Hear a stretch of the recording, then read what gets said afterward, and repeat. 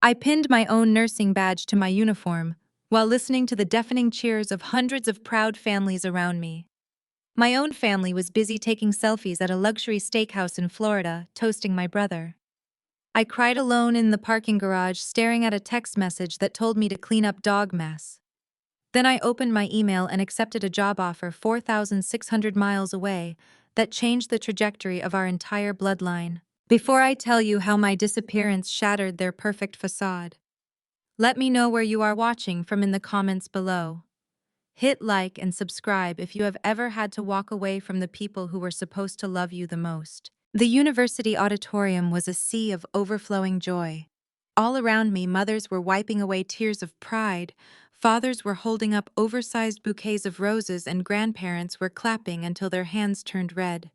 The nursing pinning ceremony is supposed to be the defining moment that makes all the brutal night shifts and grueling clinical rotations worth the agony. They called the name of the girl standing next to me. A massive section in the center rows erupted into wild cheers, blowing air horns and holding up custom-printed signs with her face on them. I stood frozen at the edge of the stage. My designated row G seats 12 through 16 was completely empty. Not a single winter coat draped over a chair. Not a single program resting on a velvet seat. Just 5 vacant folding chairs staring back at me, mocking my persistent naivety. I was 26 years old, and a desperate part of my heart had still believed that today would be the day I finally mattered to them. I had sent the premium embossed invitations 6 months ago. I had paid for their VIP parking passes out of my own severely depleted savings account. My phone vibrated violently against my hip inside the pocket of my crisp white scrubs. I pulled it out, hoping against hope that they were just stuck in severe traffic. That my mother Valerie was sending a panicked text saying they were running from the parking garage to see me cross the stage. Instead, my screen lit up with a high-definition image from our family group chat. It was a photo of my mother, my father, my 22-year-old brother, DeAndre, and his white wife, Chloe. They were sitting on the sunlit patio of a high-end waterfront restaurant in Florida, holding up crystal champagne flutes. DeAndre was wearing a custom-tailored linen suit, grinning like he had just won the World Series. How was a minor league baseball player who spent significantly more time warming the bench than stepping up to the plate, but in my family, he was absolute royalty. The text message below the photo was from Chloe. Flying first class back tomorrow morning. Do not forget to clean up the dog mess at the house, Maya.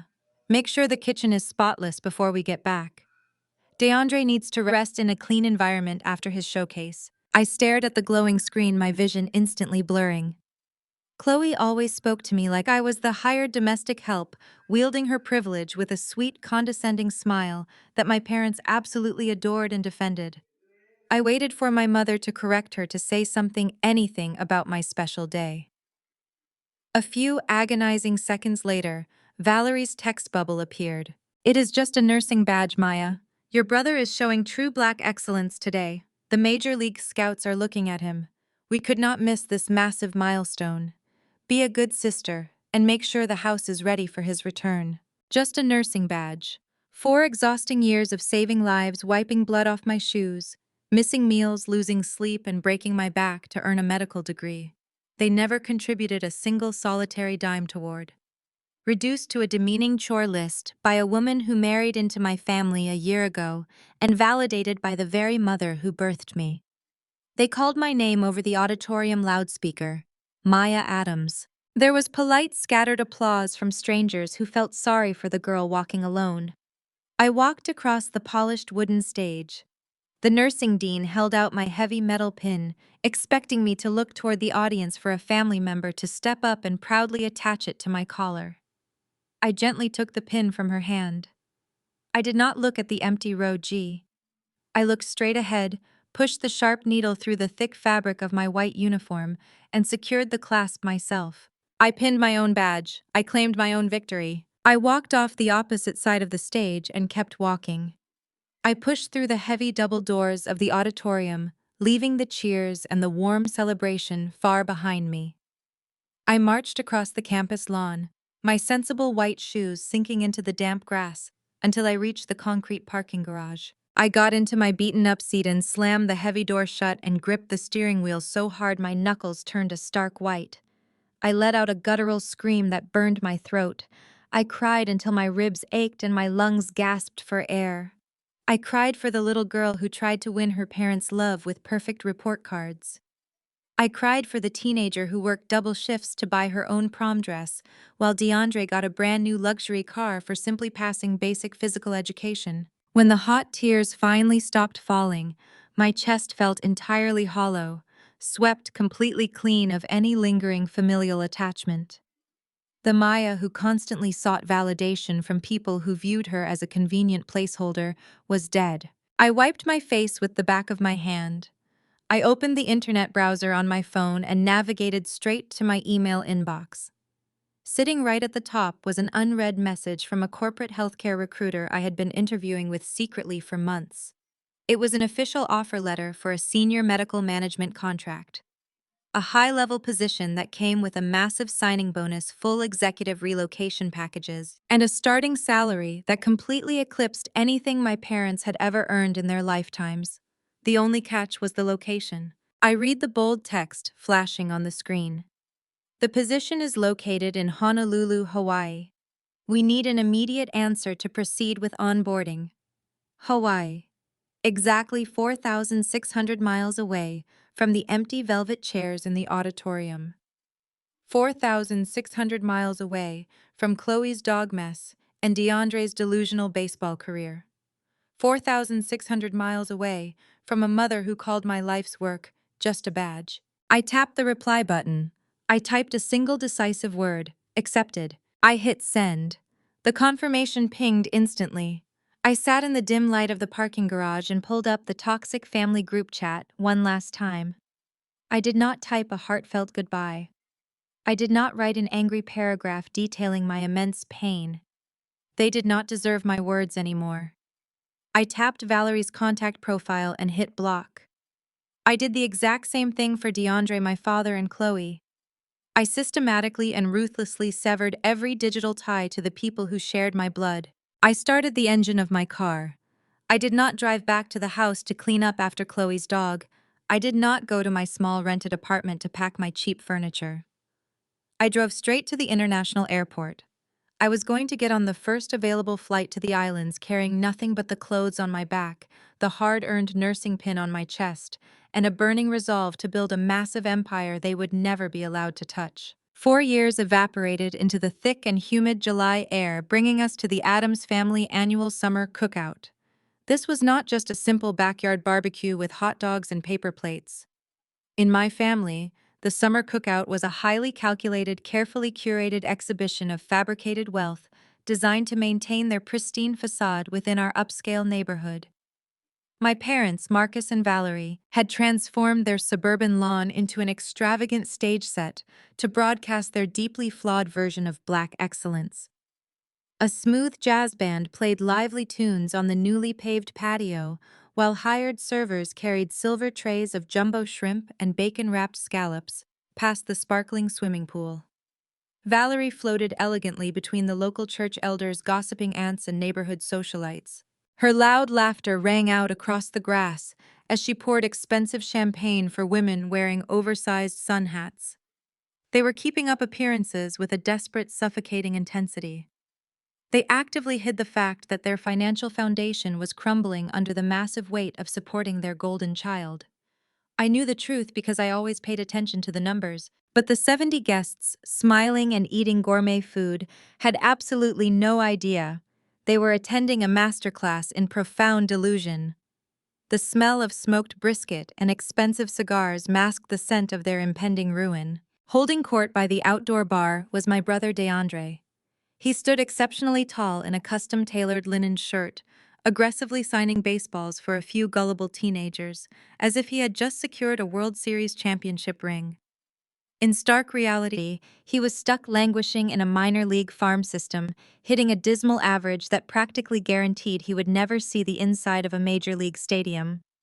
But in the Addams household, reality was entirely optional, and inconvenient facts were easily ignored if they did not fit the grand narrative. Beside him stood his wife, Chloe. She was busy fulfilling her daily role as the ultimate accessory, clutching a counterfeit designer handbag that she paraded around the yard like an Olympic trophy. Her shrill voice cut through the pleasant music as she aggressively snapped her fingers at a young black server carrying a tray of drinks. She demanded more ice for her cocktail, speaking with that distinct, patronizing tone of white privilege that my parents always chose to overlook. She rolled her eyes dramatically, loudly complaining to a nearby guest about how incredibly hard it was to find competent help these days. DeAndre simply smiled, kissing her cheek and telling the gathered crowd how his beautiful wife was the absolute backbone of his thriving professional sports career. The display of unearned arrogance was nauseating, a perfect reflection of everything I had run away from. The aggressive performance of fake excellence was suddenly interrupted by the deep guttural roar of a twin-turbo V8 engine echoing down the quiet suburban street.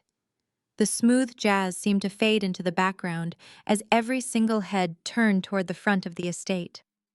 The heavy iron gates parted, and a massive matte black Mercedes G-Class crawled up the sweeping circular driveway. The vehicle was a modern monolith of intimidating wealth, a machine that commanded respect simply by existing. Its windows were tinted pitch black, reflecting the bright afternoon sun like dark, impenetrable mirrors, hiding the identity of the driver inside. The heavy tires crunched loudly against the pristine gravel, demanding the undivided attention of every person standing on the lawn. DeAndre immediately puffed out his chest and set down his expensive drink. He nudged Chloe, a wide, arrogant grin spreading across his face as he straightened his collar. He loudly announced to the whispering crowd that his new sports agent had finally arrived from Los Angeles to discuss a highly lucrative multi-million-dollar franchise contract. He adjusted his oversized watch, stepping forward to greet the vehicle with the confident, unquestioning swagger of a man who firmly believed the entire world existed solely to serve his boundless ambitions. I was so incredibly eager to bow down to whoever was behind that dark glass. The heavy German engineering of the G-Class came to a remarkably smooth halt right in front of the manicured lawn. The powerful engine purred to a quiet stop, dominating the auditory space of the yard. DeAndre took another eager step forward, his hand outstretched in eager greeting, ready to welcome his fabricated salvation. Slowly, the thick tinted window of the driver's side glided down. The heavy latch of the door clicked open with a sharp metallic thud.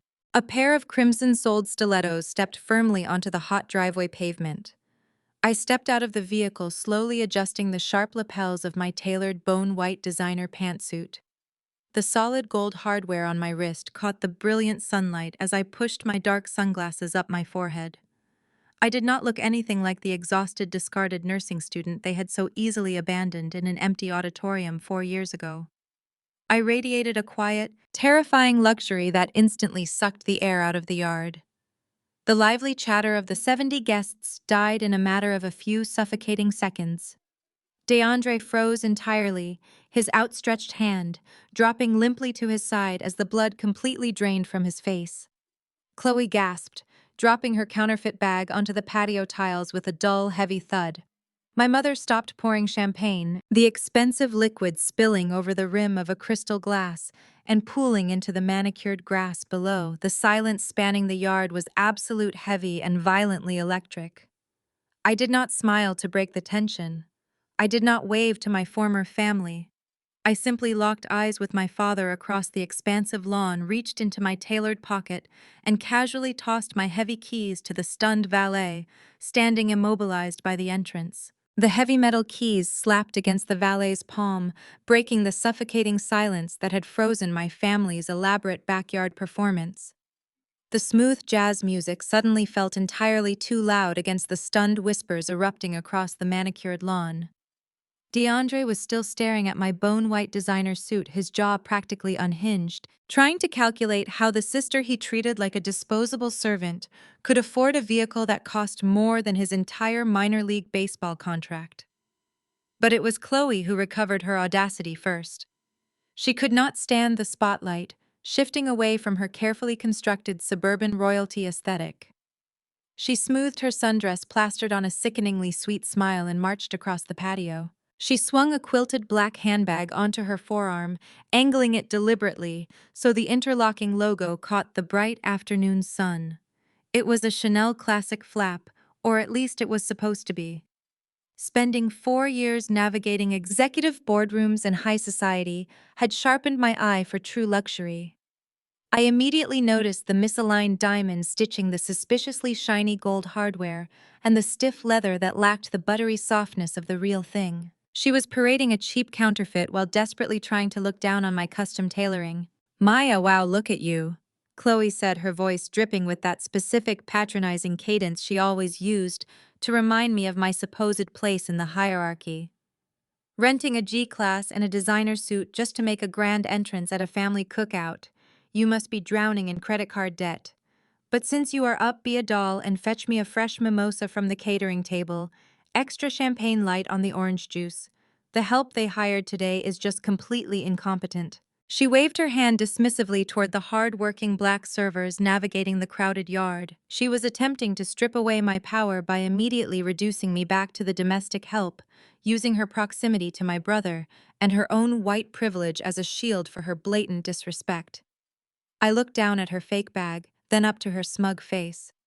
Before I could deliver the verbal execution, she desperately deserved a heavy hand clamped down hard on my bicep. It was my father. Marcus did not offer a hug. He did not say he missed me. His grip was entirely too tight, his fingers digging into the expensive fabric of my jacket as he forcefully pulled me away from the crowd and shoved me through the sliding glass doors into the sweltering kitchen. The heavy glass shut behind us, cutting off the jazz music and the murmurs of their 70 guests. The kitchen was a chaotic mess of catering prep, but my father did not care. His face was twisted into a mask of desperate authority. "What kind of stunt are you pulling out there?" he demanded in a harsh whisper, his eyes darting toward the yard to make sure no one was watching us. "Coming back here flashing rented cars and flashy clothes after ignoring your own blood for 4 years." I calmly pried his fingers off my sleeve, smoothing the fabric with deliberate slowness. "I am not pulling a stunt, Marcus. I am just attending a cookout." I ignored my composure, pacing the tiled floor like a caged animal. "Listen to me closely. You are a registered nurse. You have a stable salary and good credit. DeAndre and Chloe found a beautiful $1 million property in the gated community across town. DeAndre's sports agency says it is crucial for his professional image to live in the right zip code. But the bank is giving them a hard time because his income is tied up in performance bonuses." He stopped pacing and pointed a rigid finger directly at my chest. "I need your last 6 months of pay stubs by tomorrow morning. You are going to co-sign their mortgage." I stared at him, genuinely marveling at the sheer audacity. "You want me to co-sign $1 million mortgage for the brother who told me to clean up dog mess on my pinning day?" Marcus stepped closer, using his physical size to try and intimidate me the way he always had when I was a teenager. "Black families elevate each other, Maya. We build generational wealth together. DeAndre is the ticket to putting the Adams name on the map, and he needs a stable foundation. You have been single, living alone, and entirely selfish for 4 years. You abandoned your family for some nursing job on an island. It is time to step up and pay your dues to the people who raised you." The absolute delusion radiating from him was staggering.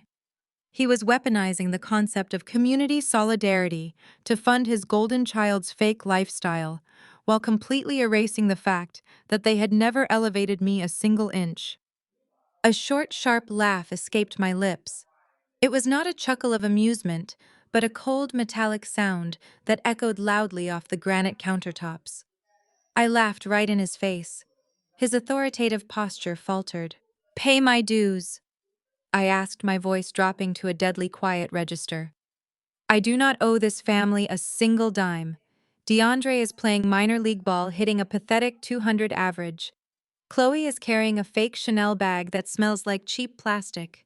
You are hosting a luxury cookout you clearly cannot afford, begging the daughter you abandoned to secure a loan because your golden boy is a terrible financial investment." Marcus turned a deep, furious shade of red.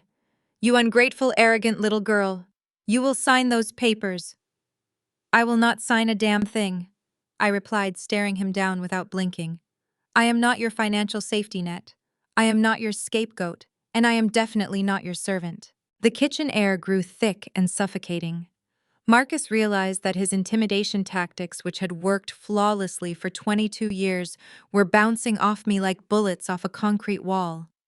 His fists clenched at his sides. Unable to control the narrative inside this room, he let out a furious growl, spun around and aggressively shoved the sliding glass doors open, storming back out into the yard. From the patio, Chloe watched him march past. She took one look at his enraged, defeated expression and immediately knew that the million-dollar mansion she had been banking on was slipping right through her fingers. Her survival instinct kicked in. She dropped her fake designer bag on a patio chair, took a deep breath, and unleashed her ultimate weapon. She fell to her knees in the middle of the crowded yard and began to cry loudly, weaponizing her tears in front of 70 prominent guests. Chloe collapsed onto the grass, burying her face in her hands. As theatrical sobs ripped from her throat, the jazz band stopped playing. 70 guests froze, turning their collective attention to the spectacle unfolding on the patio.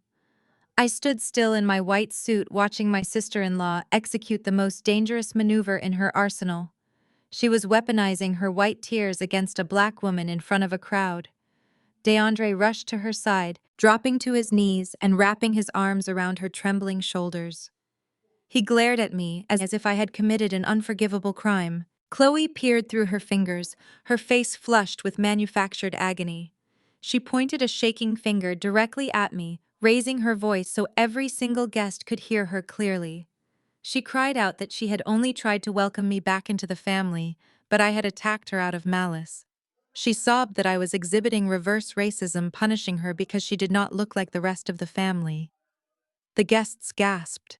A murmur rippled through the yard. Then Chloe delivered her death blow. She wailed that I was just a bitter, jealous black woman who could not stand to see her brother succeed. The sheer audacity of her racist tropes hung in the thick July air. She was using every stereotype available to paint me as the aggressive villain and herself as the innocent victim. Before I could formulate a response to her performance, my mother shoved her way through the crowd. Valerie looked mortified, but not by Chloe's appalling behavior. She was horrified by the disruption to her facade. Valerie marched up to me, her eyes blazing. She jabbed her finger toward my chest, screaming that I was a disgrace to the Adams name. She berated me for coming into her home, ruining her cookout and humiliating her daughter-in-law. Valerie demanded that I apologize to Chloe immediately or leave her property and never return. She yelled that I had always been the difficult child, the stubborn one who refused to support her family, and that my jealousy was destroying the day she had worked so hard to put together. I looked at my mother, then at DeAndre, comforting his fake crying wife, and finally at the crowd shaking their heads at me in silent condemnation. 4 years ago, this public shaming would have broken me. But the woman standing on that patio had spent 4 years navigating ruthless corporate boardrooms and tearing down people far more intimidating than a minor league benchwarmer and his gold-digging wife. I did not raise my voice. I did not shed a single tear. I completely ignored them. Instead, my eyes locked onto a different crisis unfolding near the outdoor grill. While Valerie was busy screaming at me, my father had quietly slipped away to deal with a logistical nightmare. Marcus was standing in the shadows of the catering tent, fiercely whispering at the head caterer. The catering manager, a stern man in a uniform, was shaking his head and pointing aggressively at a credit card terminal. I could easily read the situation. The caterer was threatening to pack up the food and drinks because Marcus had failed to pay the balance. His credit card had declined. The facade was bankrupt. I stepped around my screaming mother, leaving her mid-sentence, and walked smoothly toward the catering tent. The sharp click of my heels on the stone patio commanded attention as I approached the escalating argument. Marcus looked up, his face slick with nervous sweat, his eyes darting frantically between me and the angry caterer. He opened his mouth to order me away, but I did not give him the chance. I looked directly at the catering manager and asked for the outstanding balance. The man huffed, adjusting his apron, and loudly announced that the Adams family owed $5,000 for the remaining food and beverage service, and he was pulling his staff in 2 minutes if the invoice was not settled. Marcus turned a shade of gray. If the caterers walked out now, the social ruin would be absolute. He looked at me, a desperate plea forming in his eyes. I reached into the pocket of my designer suit and pulled out a heavy, solid titanium American Express Centurion card. The legendary black card gleamed in the sunlight. It was not a borrowed piece of plastic or a low-limit nurse salary debit card. It was the ultimate undeniable proof of limitless financial power. I held it out, and the catering manager's eyes widened in instant recognition. He quickly held up the terminal. I tapped the heavy metal card against the screen. The machine beeped instantly, approving the $5,000 transaction without a second of hesitation. Marcus stared at the printed receipt spitting out of the machine, his mouth opening and closing in complete shock. I turned to look at my father, my expression colder than ice. I told him to consider this payment my final contribution to this family's pathetic, crumbling facade. I told him the food was paid for, the show could continue, but I was officially done being their audience. I turned my back on the catering tent, the silent yard, my glaring mother, and my sobbing sister-in-law. I walked toward the driveway where my vehicle was waiting. I reached into my bag to retrieve my phone to alert my driver. As I pulled the device out, the screen illuminated with an incoming call. Marcus, who had followed me a few steps in a daze of humiliation, caught a clear glimpse of my screen. The caller ID flashed in bold letters. It read, West Coast Hospital Mergers and Acquisitions. Marcus stopped dead in his tracks, his eyes narrowing in sudden bewildered suspicion as he watched me get into the vehicle and drive away. 3 weeks passed before the brittle foundation of the Addams family finally collapsed under the weight of reality. The catastrophic news did not arrive through a direct phone call to me, but through a frantic local sports blog notification that popped up on my phone during a board meeting. DeAndre blew out his ACL during a meaningless minor league game. He had twisted awkwardly while trying to steal second base, tearing the ligament completely. In a matter of seconds, his highly fabricated baseball career was instantly obliterated. The major league scouts stopped calling immediately. The sports agency dropped him by the next morning. But the true disaster was not the loss of his delusional athletic dreams. It was the staggering financial reality of minor league health coverage. Because my parents had relied entirely on his minor league status and never bothered to secure premium insurance, the hospital hit them with a crushing surgical bill of $150,000. They were suddenly drowning in catastrophic medical debt with absolutely no financial safety net to catch them. I knew they would come crawling, but I severely underestimated the depths of their manipulation. The trap was set on a crisp Sunday morning.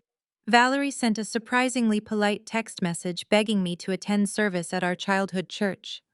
She claimed the family needed spiritual healing and wanted to publicly apologize for the cookout incident.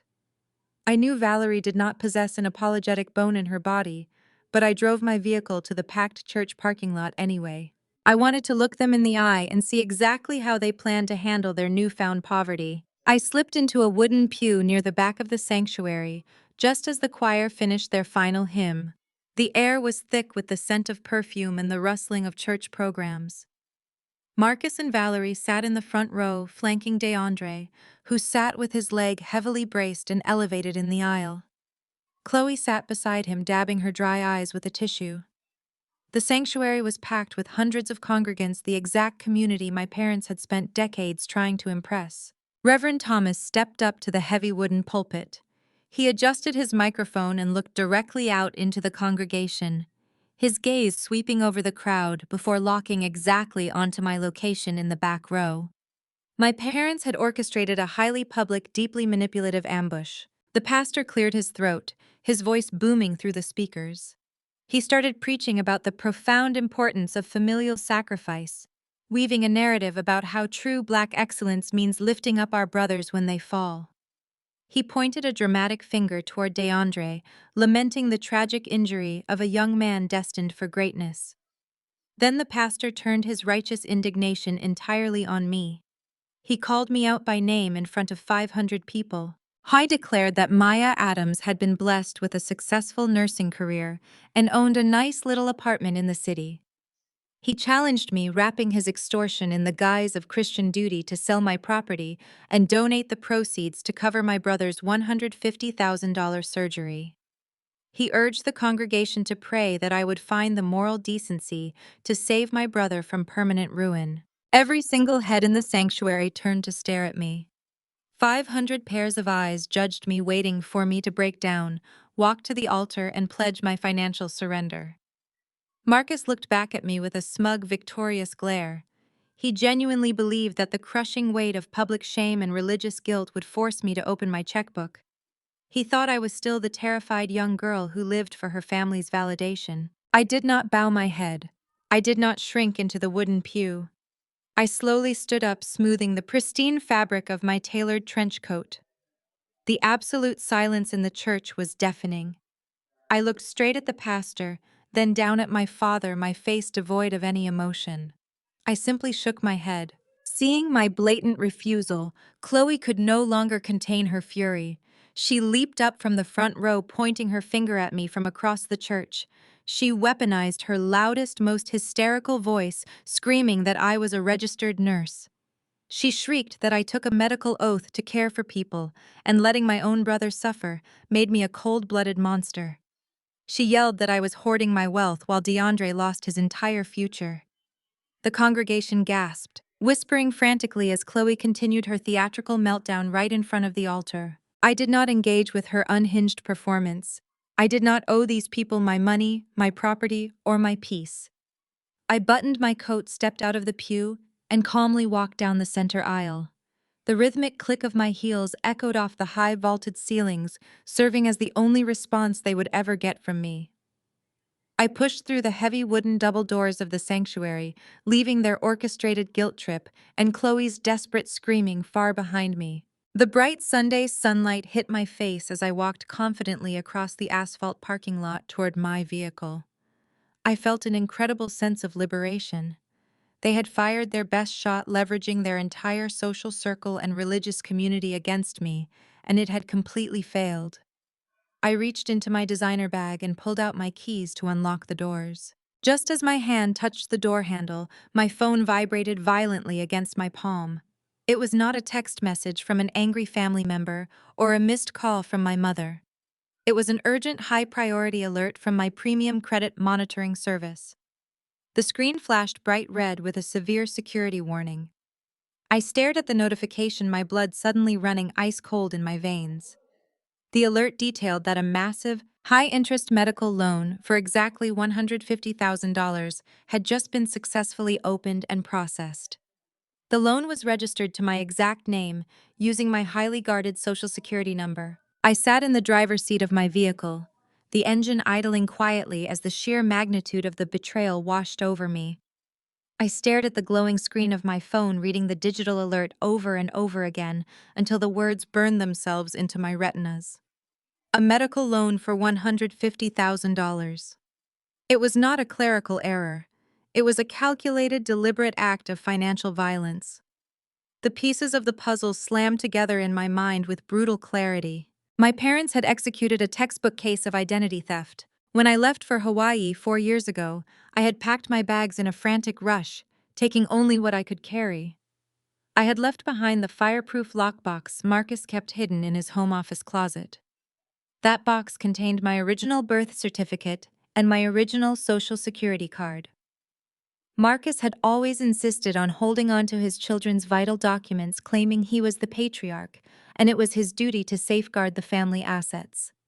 Now, I understood that he viewed my identity not as something to protect, but as an asset to be liquidated the moment his golden child required a bailout.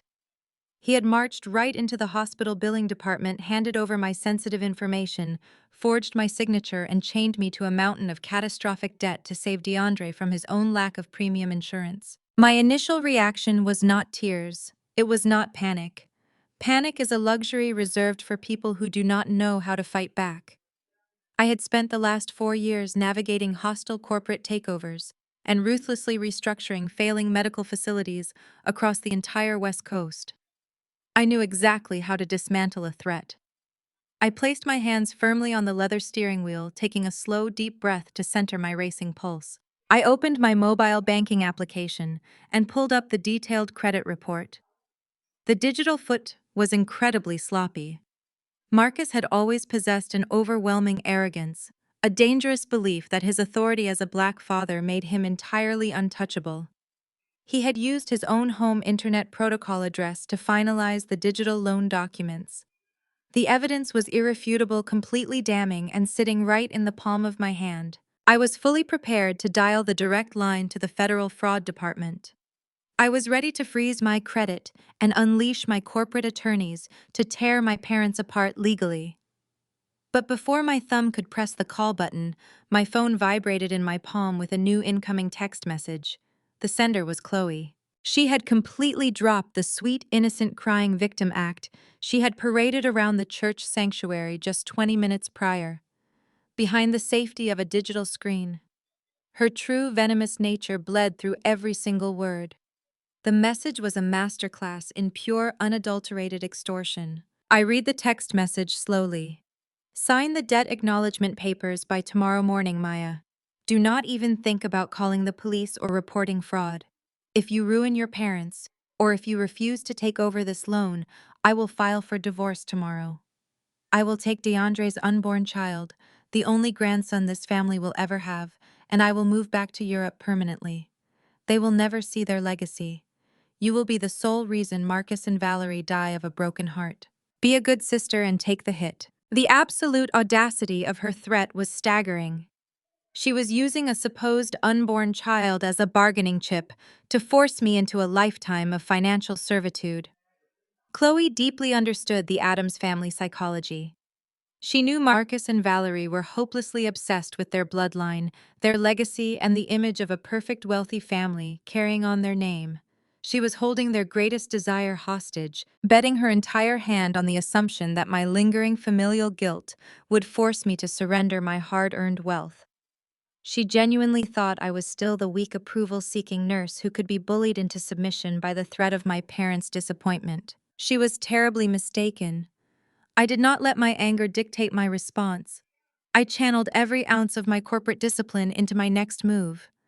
I took a high-resolution screenshot of the extortion threat.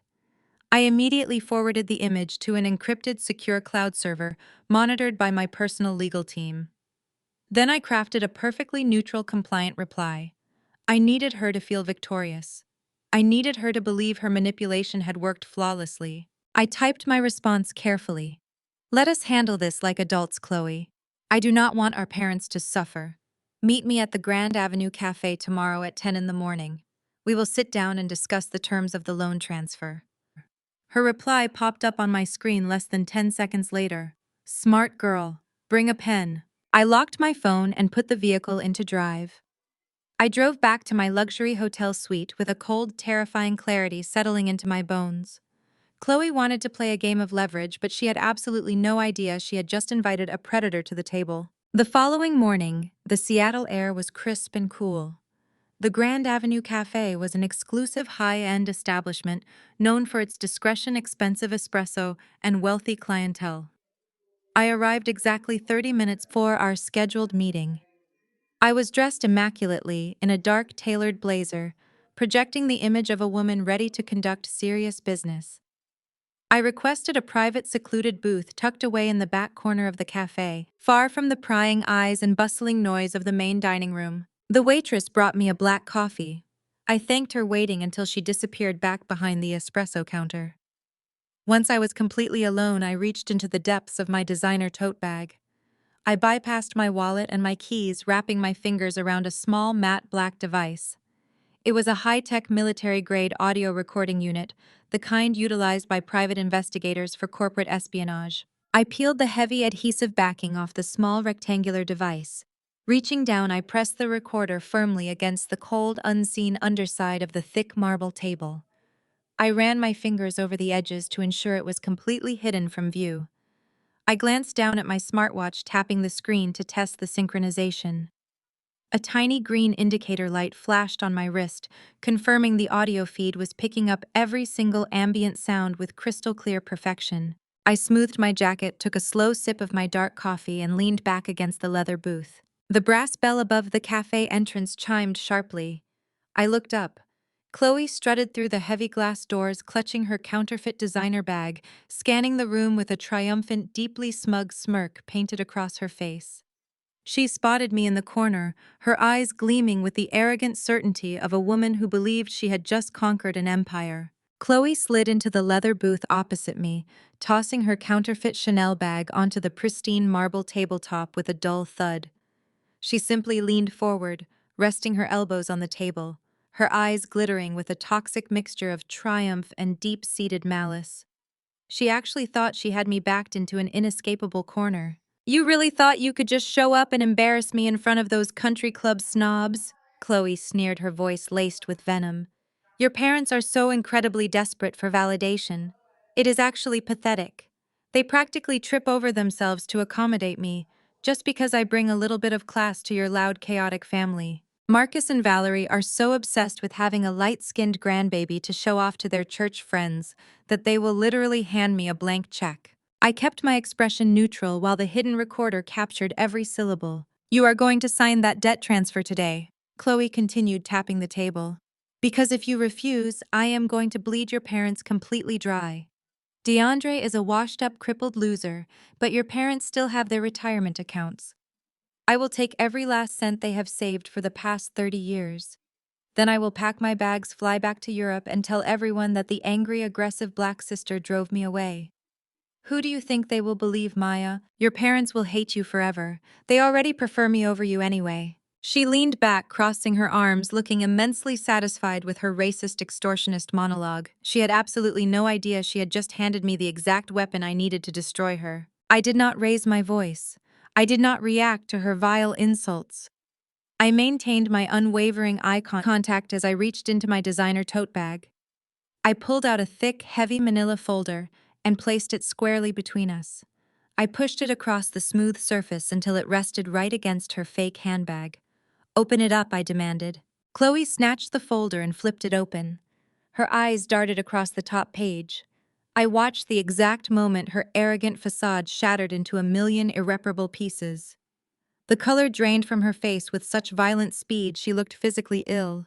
Her hands began to tremble, crinkling the crisp white paper. Inside that folder was a comprehensive background check, compiled by a former federal investigator I retained 4 years ago when my company first expanded. Beneath the financial ruin she had tried to hide was a highly detailed, legally obtained medical report. It explicitly confirmed what I had suspected since the day she announced her miraculous timing at Thanksgiving. The documents proved undeniably that Chloe was not pregnant. In fact, the medical records clearly indicated she had undergone a surgical sterilization procedure 6 years ago. The entire pregnancy was a calculated, grotesque hoax designed to secure a permanent financial grip on Marcus and Valerie. She was faking the pregnancy to manipulate them into buying a $1 million mansion and draining their retirement funds before she inevitably filed for divorce. "You are not carrying the Addams family legacy, Chloe," I said softly, leaning forward so she could hear the absolute finality in my voice. "You are a medical impossibility and a textbook fraud." Chloe let out a breathless gasp of pure terror. Her survival instinct kicked in with chaotic, unhinged desperation. She frantically grabbed the stack of papers, her manicured nails tearing through the medical records and the investigator reports. She ripped the documents into jagged halves, then quarters wildly, shoving the shredded pieces into her bag, as if destroying the physical copy would magically erase the truth. She was breathing heavily, her eyes darting around the quiet cafe like a cornered animal. "You cannot prove anything!" she hissed, her voice trembling with panic. She immediately reached for her phone. She bypassed any rational thought and went straight for her most effective weapon. She dialed Marcus. The moment the call connected, her entire demeanor shifted with terrifying speed.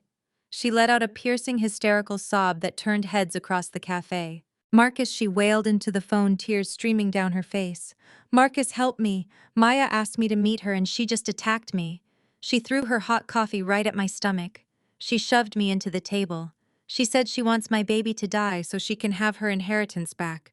Marcus, I am so scared. She is completely out of control." She put the phone on speaker, slamming it onto the table so I could hear the devastating result of her performance. My father's voice erupted through the small speaker, completely unhinged and shaking with blind protective rage. He did not ask for my side of the story. He did not pause to consider the logistics. He instantly chose the weeping white woman over his own flesh and blood. "You sick, jealous animal!" Marcus screamed through the phone, his voice echoing over the quiet jazz music of the cafe. "You are a monster. You stay away from my daughter-in-law. You stay away from my grandson. You are dead to us, Maya. Do you hear me? You are completely dead to this family. Do not you ever come near us again." The call suddenly disconnected with a sharp, angry beep. Chloe wiped a tear from her cheek, the hysterical panic instantly vanishing from her eyes. A nasty, truly victorious smirk spread across her face. She actually thought she had successfully manipulated Marcus into permanently exiling me, securing her path to their retirement funds without my interference. I did not panic. I simply smirked right back. I reached into my designer tote bag for a second time. Maintaining unblinking eye contact with her smug face, I slowly pulled out a second completely identical, perfectly intact manila folder and placed it gently on the marble table. I did not open the second folder. I tapped my perfectly manicured fingernail painted deep crimson against the cover, scooped it into my designer tote bag, and stood up from the leather booth. Chloe was grinning, convinced her hysterical phone call had sealed my ruin. I left a crisp $100 bill on the table to cover my black coffee, turned my back on her delusional triumph, and walked out into the brisk air of the downtown Seattle morning. I had an empire to run and a final execution to authorize. 45 minutes later, I stepped out of my private elevator into my spacious and completely silent corner office. The panoramic view of the Pacific Ocean stretched endlessly beyond the windows, a stark contrast to the suffocating suburban living room where I spent my childhood seeking basic validation. I placed my bag on the surface of my polished mahogany desk and sat in my chair. My cell phone illuminated with a new voicemail notification. The caller identification flashed the name Valerie. I pressed play. The audio filled my quiet office thick with venom and manufactured outrage.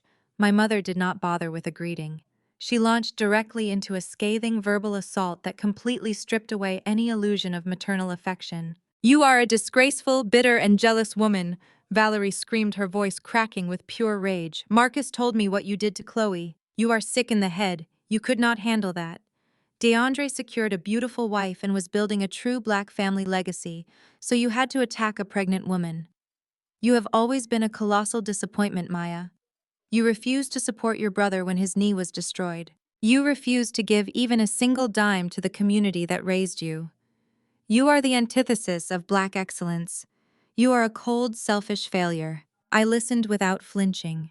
My heart rate did not elevate. I simply leaned back and listened as the woman who gave birth to me systematically burned our entire relationship to ashes. "Do not you ever show your face at our property again!" Valerie shrieked, her hostility escalating. "You are disowned. You are banned from our home. If you even try to drive down our street, I will call the police and have you arrested for trespassing. We do not want your apology. We do not want to see you. You are dead to this family. Enjoy dying alone in your pathetic apartment." The voicemail ended with a sharp click. The silence rushed back into my office. 4 years ago, a message like that would have sent me into a spiral of panic. I would have driven my car to their house begging for forgiveness for a crime I did not commit. But today, sitting in an executive suite that generated more revenue in a single hour than Marcus had earned in his entire life, I felt nothing but indifference. I picked up my phone, blocked Valerie from my contacts, and tossed the device aside. I pulled the second manila folder from my bag and placed it in the center of my desk. This was the folder Chloe never got to see. This was the inescapable reality of the Addams family facade. I flipped the cover open. The documents inside were not medical reports. They were certified financial records obtained legally through my corporate acquisition department. I read over the bold black ink, detailing the catastrophic financial ruin Marcus and Valerie had been trying to hide from their church congregation and country club peers. The paperwork revealed a staggering history of financial negligence.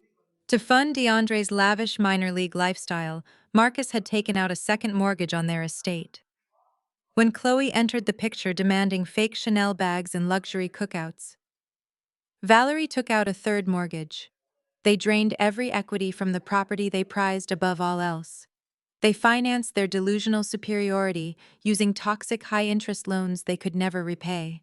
According to the red ink stamped across the official bank ledgers, my parents had defaulted on their mortgage payments 8 months ago. The bank had initiated the final foreclosure proceedings. Their pristine family home, the exact same house Valerie had just banned me from visiting, was scheduled to be auctioned off by the end of the month. They were bankrupt, living on borrowed time in a house they no longer legally owned. They demanded that I sell my apartment to fund DeAndre's surgery because they had nothing left. They tried to steal my identity and take out a fraudulent medical loan because their own credit scores were destroyed. Chloe threatened to leave DeAndre and take the fake baby to Europe because she knew the money ran dry and she needed a target to extort. I reached into my desk drawer and pulled out a gold fountain pen. I turned to the last page of the thick legal stack. It was an assignment of mortgage and foreclosure purchase agreement. Through my private holding company, I submitted a massive cash offer directly to their desperate lending institution. The bank eagerly accepted my proposal to buy out the toxic debt. I uncapped the pen. I did not hesitate. I pressed the dark ink against the bottom line of the contract and signed my name with a decisive stroke. I formalized the transaction, executing a financial maneuver so powerful it would rewrite our family hierarchy forever. Just as I set the pen down on the mahogany desk, the glass door of my office swung open. My lead corporate attorney, a man named Sterling, stepped into the room. He held a corresponding leather portfolio, his face glowing with satisfaction. He walked straight up to my desk and extended his hand. "Congratulations, Madam Chief Executive Officer," Sterling said, his voice ringing with absolute certainty. "The wire transfer just cleared the banking authorities. You successfully purchased the foreclosure debt in its entirety. You now officially own your parents' estate." Sterling's words hung in the pristine air of my office, sealing the fate of the Adams family. I thanked him, placed the deed securely in my briefcase, and prepared for my next heavily anticipated appearance. 2 weeks later, Marcus and Valerie hosted what could only be described as a masterclass in financial delusion. They rented out the Grand Magnolia Community Hall, the most expensive event space in our district, known for hosting the elite circles of the local Black community. They branded the night as a dual baby shower and medical fundraiser, a grotesque charity gala designed to simultaneously celebrate Chloe's fictional pregnancy and beg for donations to cover DeAndre's catastrophic surgical debts. They were entirely bankrupt, living on borrowed time in a foreclosed mansion I currently owned, yet they spared absolutely no expense for this party. I walked through the towering mahogany doors of the hall and immediately noticed the towering ice sculptures. The extravagant floral centerpieces cascading down every table and a live jazz quartet playing softly in the corner. They were bleeding out financially, but still desperately clinging to their fabricated image of Black excellence. Marcus stood near the entrance wearing a velvet dinner jacket, shaking hands and accepting thick envelopes of cash from church elders and local politicians who actually believed they were supporting a tragic sports hero. Then I saw the trap. Suspended directly above the main stage, illuminated by bright spotlights, was a massive vinyl banner spanning 20 feet across the room. The bold, glittering gold letters read, "Lead sponsor, loving sister Maya Adams." A cold, cynical laugh rose in my chest. This was their ultimate desperate power play. Marcus and Valerie knew they had no legal leverage left, so they decided to use the crushing weight of public community pressure. By slapping my name on the central banner and publicly declaring me their primary financial savior, they fully expected to corner me into compliance. In our community, you do not embarrass your family in front of the pastor, the sorority sisters, and the fraternity brothers. You smile, you open your checkbook, and you protect the family name at all costs. They truly believed I would be too intimidated by the sheer volume of watching eyes to deny the sponsorship. They thought the fear of looking like a bitter, unsupportive Black woman would force me to hand over my wealth. I glided into the room wearing a sleek emerald green gown, my posture radiating absolute control. I did not head toward my parents. I walked straight to a reserved table near the front, flanked by two members of my private security detail who wore sharp suits and earpieces. Marcus spotted me from across the room. A smug, victorious grin stretched across his face. He nudged Valerie, pointing in my direction. They honestly thought I had shown up to surrender. The jazz quartet abruptly stopped playing. The overhead lights dimmed, plunging the audience into an intimate darkness as a single bright spotlight hit the center stage. Chloe walked up to the microphone. She moved with a slow, exaggerated waddle, resting both of her hands protectively beneath a perfectly round, prominent baby bump protruding against the fabric of her expensive maternity dress. She looked out at the 200 guests, her eyes already glistening with fresh, highly calculated tears. DeAndre sat beside the podium in a wheelchair, his leg heavily braced, playing the role of the wounded valiant warrior to absolute perfection. "Thank you all for being here tonight," Chloe began, her voice trembling with practiced emotion. "This has been the hardest month of our lives. When DeAndre lost his baseball career, we thought we were going to lose everything. We thought our beautiful unborn son would be brought into a world of hardship and overwhelming medical debt." She paused, letting a single tear fall down her cheek. The older women in the front row murmured in deep sympathy. "But family is everything!" Chloe continued, her voice rising with dramatic flair. She pointed directly at me, the spotlight swinging over to illuminate my table. "We are only standing here today because of the incredible selfless sacrifice of my sister-in-law, Maya." When we were at our lowest, Maya stepped up. She promised to sell her apartment to empty her savings and to take on our massive surgical debt so that DeAndre could walk again and our baby could have a future. She is the true hero of this family. The entire hall erupted into thunderous standing applause. 200 people turned to look at me, beaming with pride and admiration.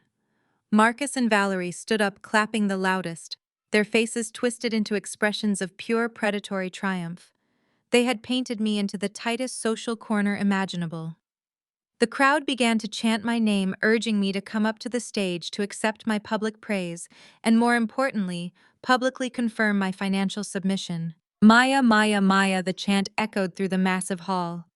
Chloe smiled down at me from the podium, her eyes flashing with a toxic, victorious challenge. She was silently daring me to ruin the beautiful, heartwarming narrative she had just spun. I did not break a sweat. I did not show a single ounce of panic.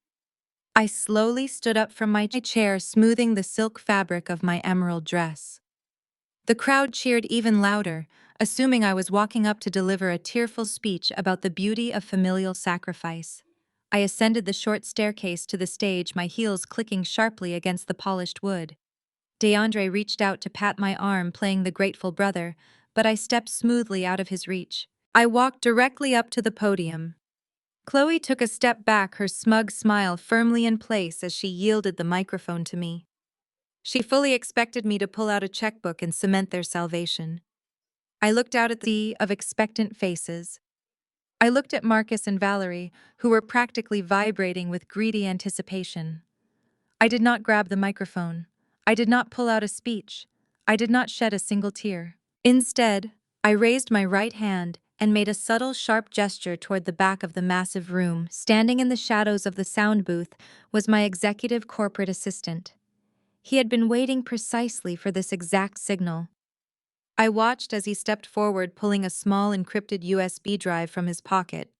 He leaned over the primary mixing board and plugged the drive directly into the main projector system that controlled the massive digital screen hanging right behind the podium. The massive digital screen behind me flickered to life, casting a harsh, bright blue glow over the stage and illuminating the faces of the 200 guests.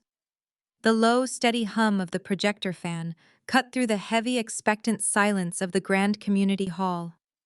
I leaned forward, gripping the smooth edges of the polished wooden podium. The microphone picked up the steady rhythm of my breathing, amplifying it across the room.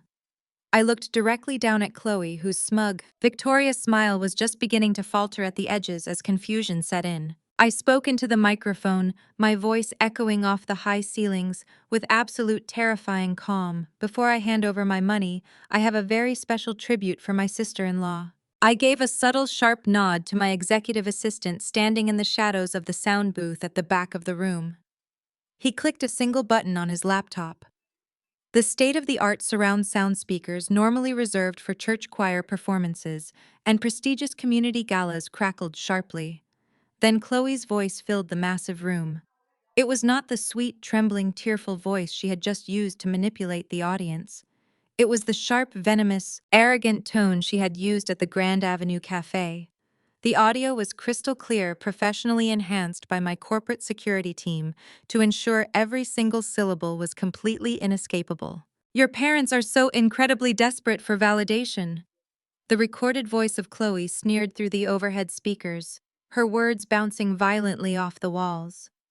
It is actually pathetic. They practically trip over themselves to accommodate me, just because I bring a little bit of class to your loud, chaotic family. Marcus and Valerie are so obsessed with having a light-skinned grandbaby to show off to their church friends that they will literally hand me a blank check. A collective visceral gasp ripped through the community hall. The older church mothers in the front row physically recoiled, clutching their pearls and pressing hands to their chests in profound shock. Reverend Thomas, standing near the extravagant buffet table, dropped his glossy event program straight onto the hardwood floor. The heavy silence that followed the initial wave of shock was suffocating. I watched Marcus and Valerie. They were frozen in their seats, their eyes wide with absolute horror, as the reality of their prized daughter-in-law's true nature was broadcast to their entire social circle. But the recording was far from over. "You are going to sign that debt transfer today," the audio continued, Chloe's recorded voice dripping with vicious malice and unearned superiority. "Because if you refuse, I am going to bleed your parents completely dry. DeAndre is a washed-up, crippled loser, but your parents still have their retirement accounts. I will take every last cent they have saved for the past 30 years. Then I will pack my bags, fly back to Europe, and tell everyone that the angry, aggressive black sister drove me away. Who do you think they will believe, Maya?" On the stage, Chloe's face drained of all color.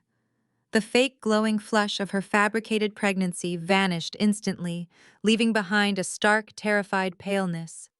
She lunged forward, her hands scrambling frantically at the podium, trying to rip the microphone away from me.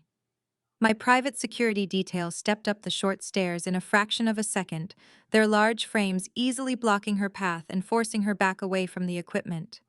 She was completely trapped on the stage, forced to stand under the bright spotlight and listen to her own character assassination play out in front of the very people she had just scammed. The speakers blasted the final, most damning segment of our cafe confrontation. "I will take DeAndre's unborn child, the only grandson this family will ever have, and I will move back to Europe permanently. They will never see their legacy.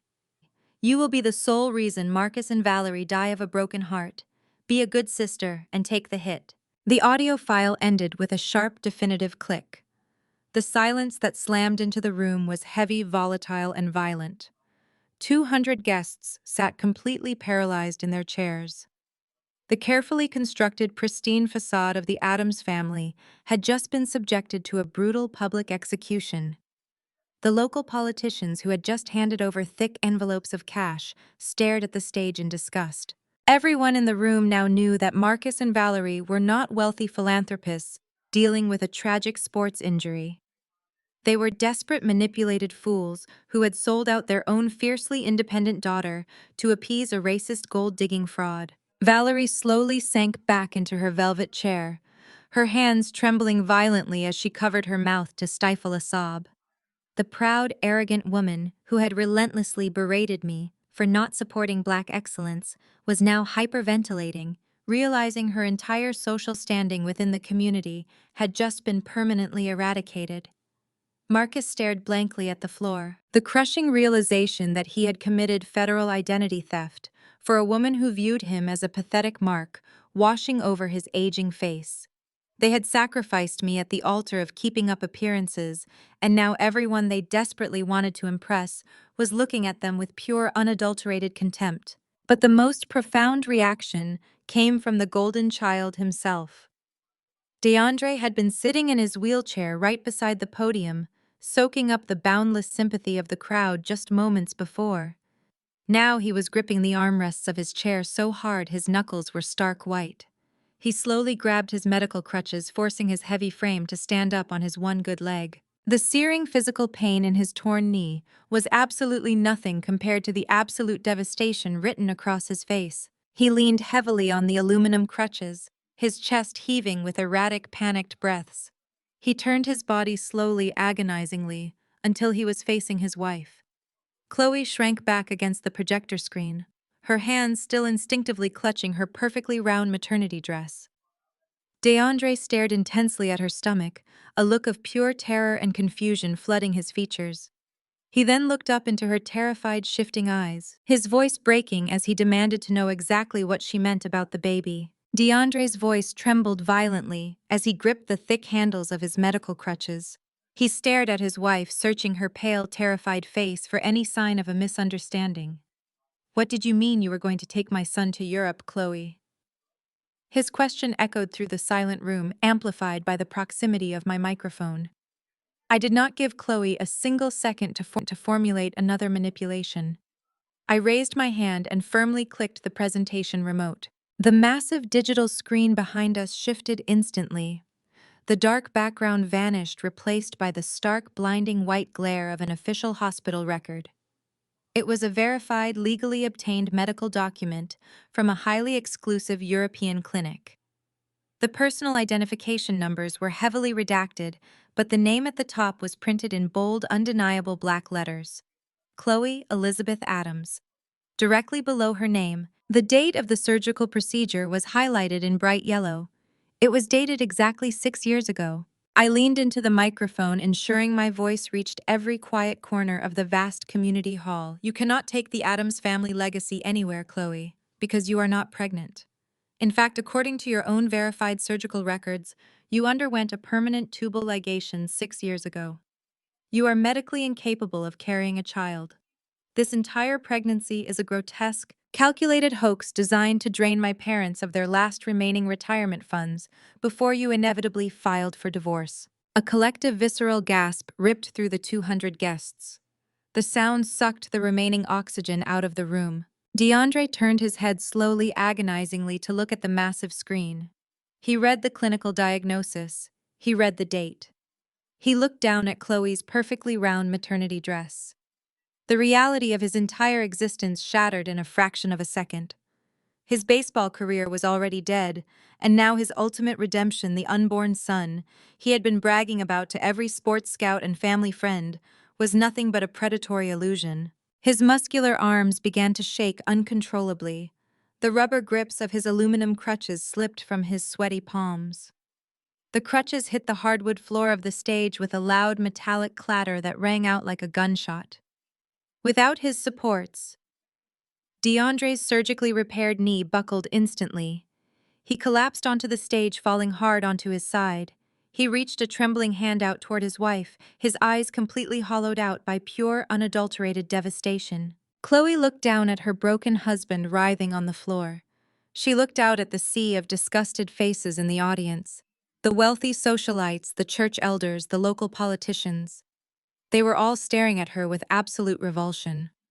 The walls had completely closed in. There was no escape route left. Realizing she was entirely trapped, Chloe dropped the sweet, innocent crying victim act in the blink of an eye.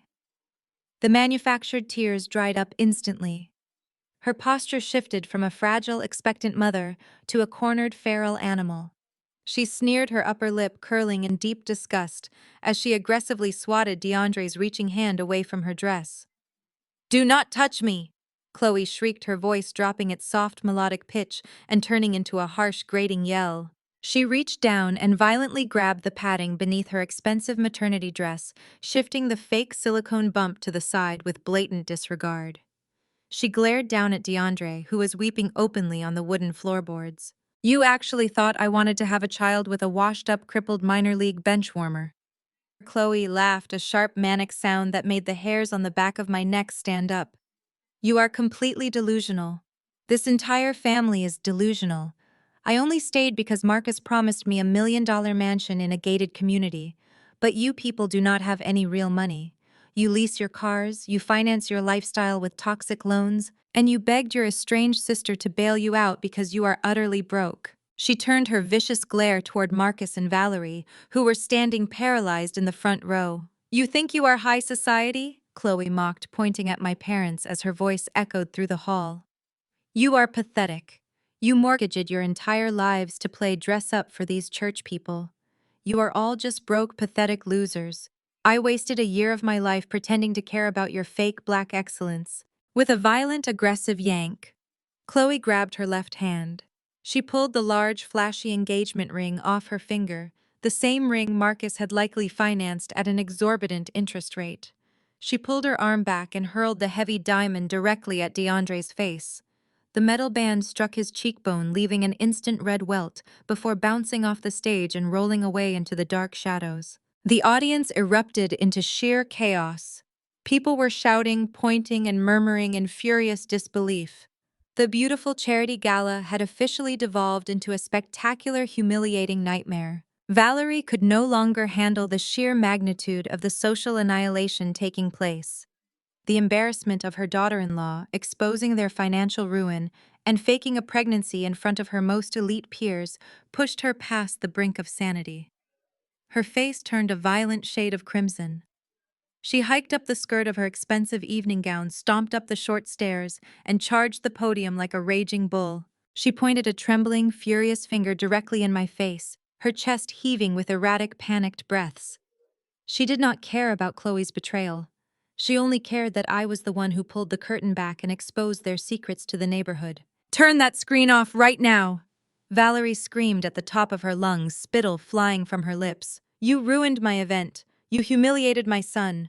I rented this hall and I am ordering you to get out. Get out of my building, Maya.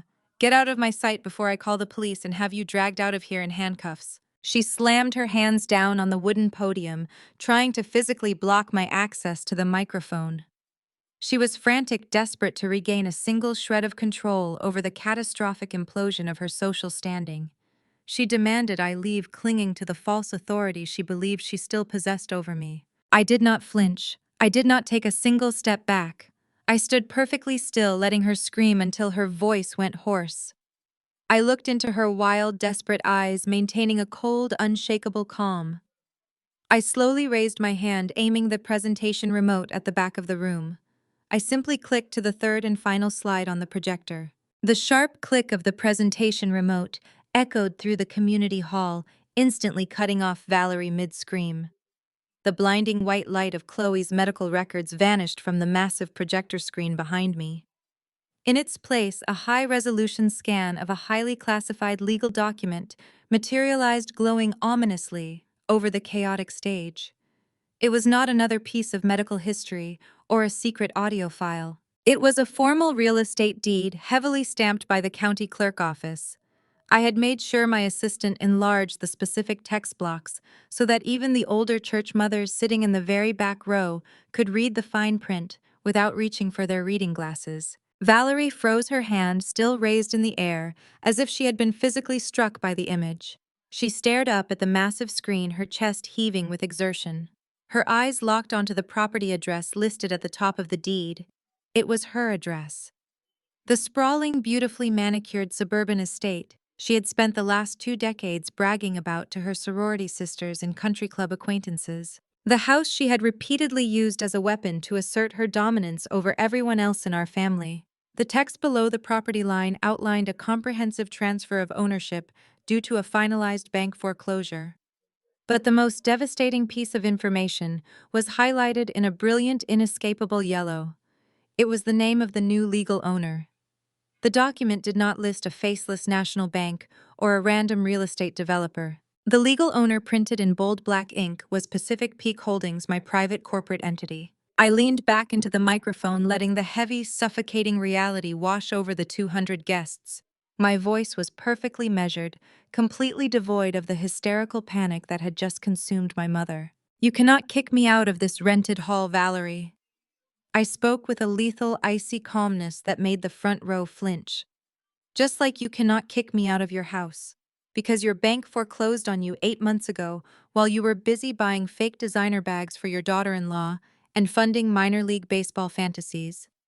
You defaulted on 3 separate mortgages. You lost the property entirely." I stepped out from behind the wooden podium, walking right up to the edge of the stage, looking directly down at the woman who had spent my entire life making me feel homeless. "So I bought the toxic debt directly from your lending institution.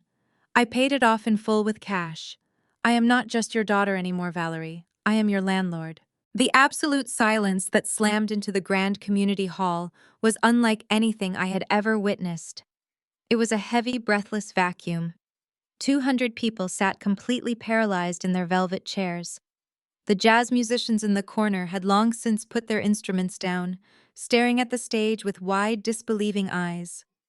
The local politicians who had just handed Marcus thick envelopes of cash for a fake charity fund were now looking at him with pure disgust. The facade of black excellence that my parents had fiercely guarded with their lives was totally obliterated. They were exposed not just as frauds, but as financially ruined frauds, who had been secretly living in a foreclosed property owned by the very daughter they had consistently abused and discarded. The crushing weight of public humiliation finally broke Marcus. He had stood silently by while Chloe was exposed, and he had remained paralyzed when DeAndre collapsed. But realizing his supreme authority as the wealthy patriarch had been stripped away in front of his entire congregation was simply too much for his fragile ego to process. His face twisted into a mask of pure, unadulterated rage. He shoved his way past the stunned church elders in the front row and lunged forward toward the edge of the stage. He pointed a violently trembling finger directly at my face, his chest rising and falling with rapid, furious breaths. "You are a liar!" Marcus screamed, his voice cracking under the intense pressure of his own denial. He was sweating profusely, the collar of his expensive velvet dinner jacket suddenly looking suffocatingly tight. "You forged that document. You are nothing but a broke floor nurse. You have always been a bitter, jealous little girl making up stories to get attention. There is absolutely no way you have the kind of money to buy an estate in that zip code. You stole this money. You must have hacked our accounts. You are a criminal." I was grasping at invisible straws, desperately trying to rewrite reality to fit his severely outdated narrative. Marcus simply could not fathom a world where the scapegoat daughter had financially outgrown the golden child. In his mind, I was still the exhausted, underpaid nursing student begging for scraps of affection at the dinner table. He needed me to be a criminal because the alternative, that I was vastly more successful and intelligent than he would ever be, completely shattered his entire worldview. He continued shouting, demanding that the venue security arrest me for fraud, making an absolute fool of himself, while the rest of the community watched his frantic breakdown in stunned disbelief. I did not raise my voice to defend myself. I did not flinch at his desperate accusations. I simply shook my head slowly, letting a cold, razor-sharp smile form on my lips. I looked down at the man who had dragged me into a kitchen just weeks prior to demand my pay stubs. "I have not been a floor nurse in 4 years, Marcus." Without taking my eyes off his sweating, panicked face, I raised my left hand and gave a sharp, precise signal to my executive assistant waiting near the sound booth. The heavy wooden doors at the back of the community hall swung open. A team of 6 impeccably dressed corporate associates marched down the center aisle, moving with aggressive, synchronized precision.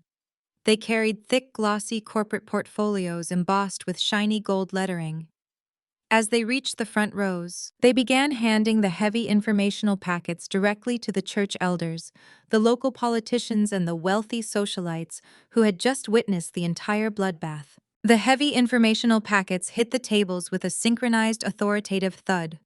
The church mothers, the wealthy socialites, and the local politicians immediately opened the glossy covers. The sleek, professionally bound pages inside did not contain a fundraising plea or a tragic story of a struggling nurse. The first page featured a massive, high-resolution corporate logo in deep navy and silver. Beneath it, bold letters spelled out Pacific Medical Supply. Marcus snatched a folder directly out of the hands of a stunned city councilman sitting in the front row.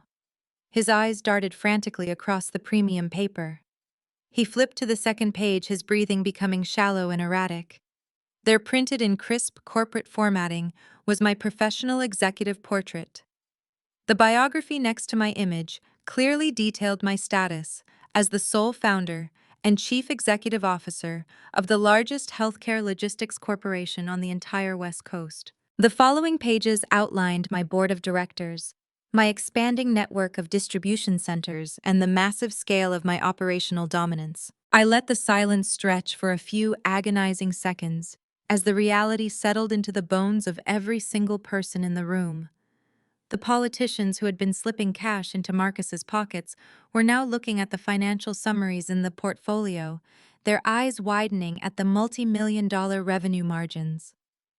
They realized instantly that the woman standing on the stage was not a desperate family outcast. She was a corporate titan who possessed more wealth and influence than everyone in the grand community hall combined. "You thought I ran away to an island to hide from my own failure," I said into the microphone, my voice slicing through the heavy tension in the room. "You told this entire community that I was a bitter single black woman who abandoned her family because I was jealous of a minor league baseball contract. You told them I was a broke floor nurse who could not handle the pressure of the medical field." Valerie stood frozen near the edge of the stage, her mouth opening and closing wordlessly as she stared at the glowing corporate portfolio in the hands of her closest sorority sister. "I did not fail," I continued, pacing slowly across the wooden stage. "While you were funding fake designer bags and financing a lifestyle you could not afford, I was securing massive government contracts. While you were taking out predatory loans to keep up appearances at the country club, I was building an impenetrable supply chain across 3 different states. I own warehouses. I manage international distribution lines. I dictate the medical logistics for hundreds of clinics and specialized treatment centers. I am the very definition of black excellence that you spent your entire lives pretending to be." Marcus shook his head violently, refusing to accept the total destruction of his ego. He gripped the edge of the stage, his knuckles turning white. "This is impossible," he shouted, his voice cracking with absolute desperation. "You could not have built this alone. You must have embezzled funds. You committed fraud to get this company off the ground. You are trying to ruin this family with dirty money." I laughed, a sharp, cold sound that echoed loudly over the speakers. "The only fraud in this room is the identity theft you committed when you marched into that hospital and used my social security number to secure a loan for your golden child." I turned my gaze away from my hyperventilating father and looked down at DeAndre. My brother was still sprawled on the floor, clutching his ruined knee, surrounded by the shattered pieces of his fabricated life. The fake pregnancy had broken his spirit, but the financial reality was about to crush his entire future. "Speaking of that $150,000 surgical debt," I said smoothly, directing my attention back to the silent crowd. "You threw this entire charity gala tonight to beg your friends for money to pay off the hospital network that treated DeAndre. You invited all these prominent people here to emotionally extort them into covering your catastrophic mistakes." I signaled my assistant at the back of the room. He walked down the center aisle holding a single crisp legal document encased in a leather binding. He handed it up to me on the stage. "What you failed to realize," I announced, holding the document up for the crowd to see, "is that Pacific Medical Supply does not just handle logistics anymore. We handle corporate acquisitions. Last Friday at 4 in the afternoon, my corporation officially finalized the buyout of the exact hospital network holding DeAndre's medical debt." The gasp from the audience was instantaneous and deafening. Chloe, who had been trying to shrink into the shadows of the projector screen, let out a sharp cry of absolute horror. "That means the bank does not own your medical debt anymore." "DeAndre," I said, looking directly into my brother's terrified eyes. "I own it. I own the debt that is currently destroying your credit. I own the foreclosure on the house your parents sleep in. I control every single financial variable in your life. You owe me $150,000, and I expect full payment with interest." Marcus looked like he was about to physically collapse. The arrogant patriarch who had grabbed my arm in a kitchen just weeks ago, demanding I sign my life away to fund his delusions, was now staring up at a billionaire who held his literal survival in her hands. I walked to the very edge of the stage and looked down at my father with eyes devoid of any remaining familial warmth. "I did not steal anything," I told him, my voice radiating absolute authority. "I built an empire while you were busy worshiping a minor league baseball player and a gold digger." The community hall was dead silent. The undeniable truth of my power hung heavily over the completely ruined Adams family. But before Marcus could formulate another desperate, pathetic excuse, the ambient noise of the quiet suburban street outside was abruptly shattered. Bright, blinding flashes of red and blue light suddenly pierced through the tall, arched stained glass windows of the grand community hall. The chaotic, sweeping colors illuminated the shocked faces of the 200 guests, casting erratic shadows across the room. A second later, the sharp, aggressive wail of multiple police sirens ripped through the night air. The deafening sound approached rapidly from the main road, growing exponentially louder and more intense by the second, until the screeching sirens completely surrounded the front entrance. The deafening wail of the sirens outside cut the tension in the room like a jagged blade. The flashing red and blue lights painted the grand community hall in chaotic strokes, reflecting off the melting ice sculptures and casting long, erratic shadows across the faces of the 200 stunned guests. For a brief, suspended moment, nobody moved. The sheer shock of law enforcement descending upon a high society charity gala paralyzed the entire room. The heavy atmosphere of shattered secrets hung over the tables, but the sudden intrusion of the police triggered a violent shift in the room's dynamic. Valerie's posture changed entirely. The absolute humiliation that had bowed her shoulders just seconds ago vanished, replaced by a sudden manic surge of adrenaline. She looked at the flashing lights pulsing through the stained glass windows, and a twisted, desperate grin stretched across her tear-stained face. She wiped her wet cheeks with the back of her trembling hand, her manicured nails digging into her skin. She had found her escape hatch. In her profoundly delusional mind, this was the universe stepping in to correct the hierarchy. She spun around to face the crowd, throwing her arms wide open, as if welcoming a divine intervention. She looked toward her sorority sisters and the church elders, desperately trying to rally her audience back to her side. "Do you see?" Valerie screamed at the top of her lungs, her voice shrill and vibrating with aggressive triumph. "Do you see what she did? She stole our identities. She hacked the bank accounts. I told you she was a fraud. The police are here for her. They finally tracked down her dirty money. She thought she could come in here and destroy this family, but the law caught up to her." Marcus immediately seized onto his wife's hysterical narrative. The color rushed back into his pale face. He straightened his velvet dinner jacket, brushing off invisible dirt, as if preparing to reclaim his throne. He pointed a rigid, accusatory finger directly at my face, stepping closer to the podium. "You crossed federal lines, Maya," Marcus yelled, his voice echoing through the massive hall. "You thought you could come into our community, hijack our finances, and ruin your brother's charity event with fabricated documents. You are going to federal prison. They tracked your wire transfers. You are finished." The church elders in the front row began murmuring frantically among themselves. The local politicians exchanged uneasy glances, unsure of which side of this catastrophic implosion they should align with.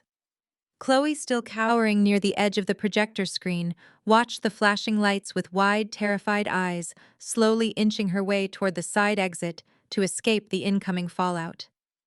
DeAndre remained on the floor, gripping his ruined knee, too broken by the revelation of his fake child and his obliterated baseball career to even process the incoming police presence. He simply stared blankly at the floorboards, a fallen golden child surrounded by the ruins of his own unearned privilege. I stood perfectly still behind the heavy wooden podium. I did not flinch. I did not attempt to defend myself against Valerie's unhinged accusations. I let her scream. I let her build her final fragile house of cards. I let Marcus puff out his chest and pretend he was still the untouchable patriarch of a wealthy suburban dynasty.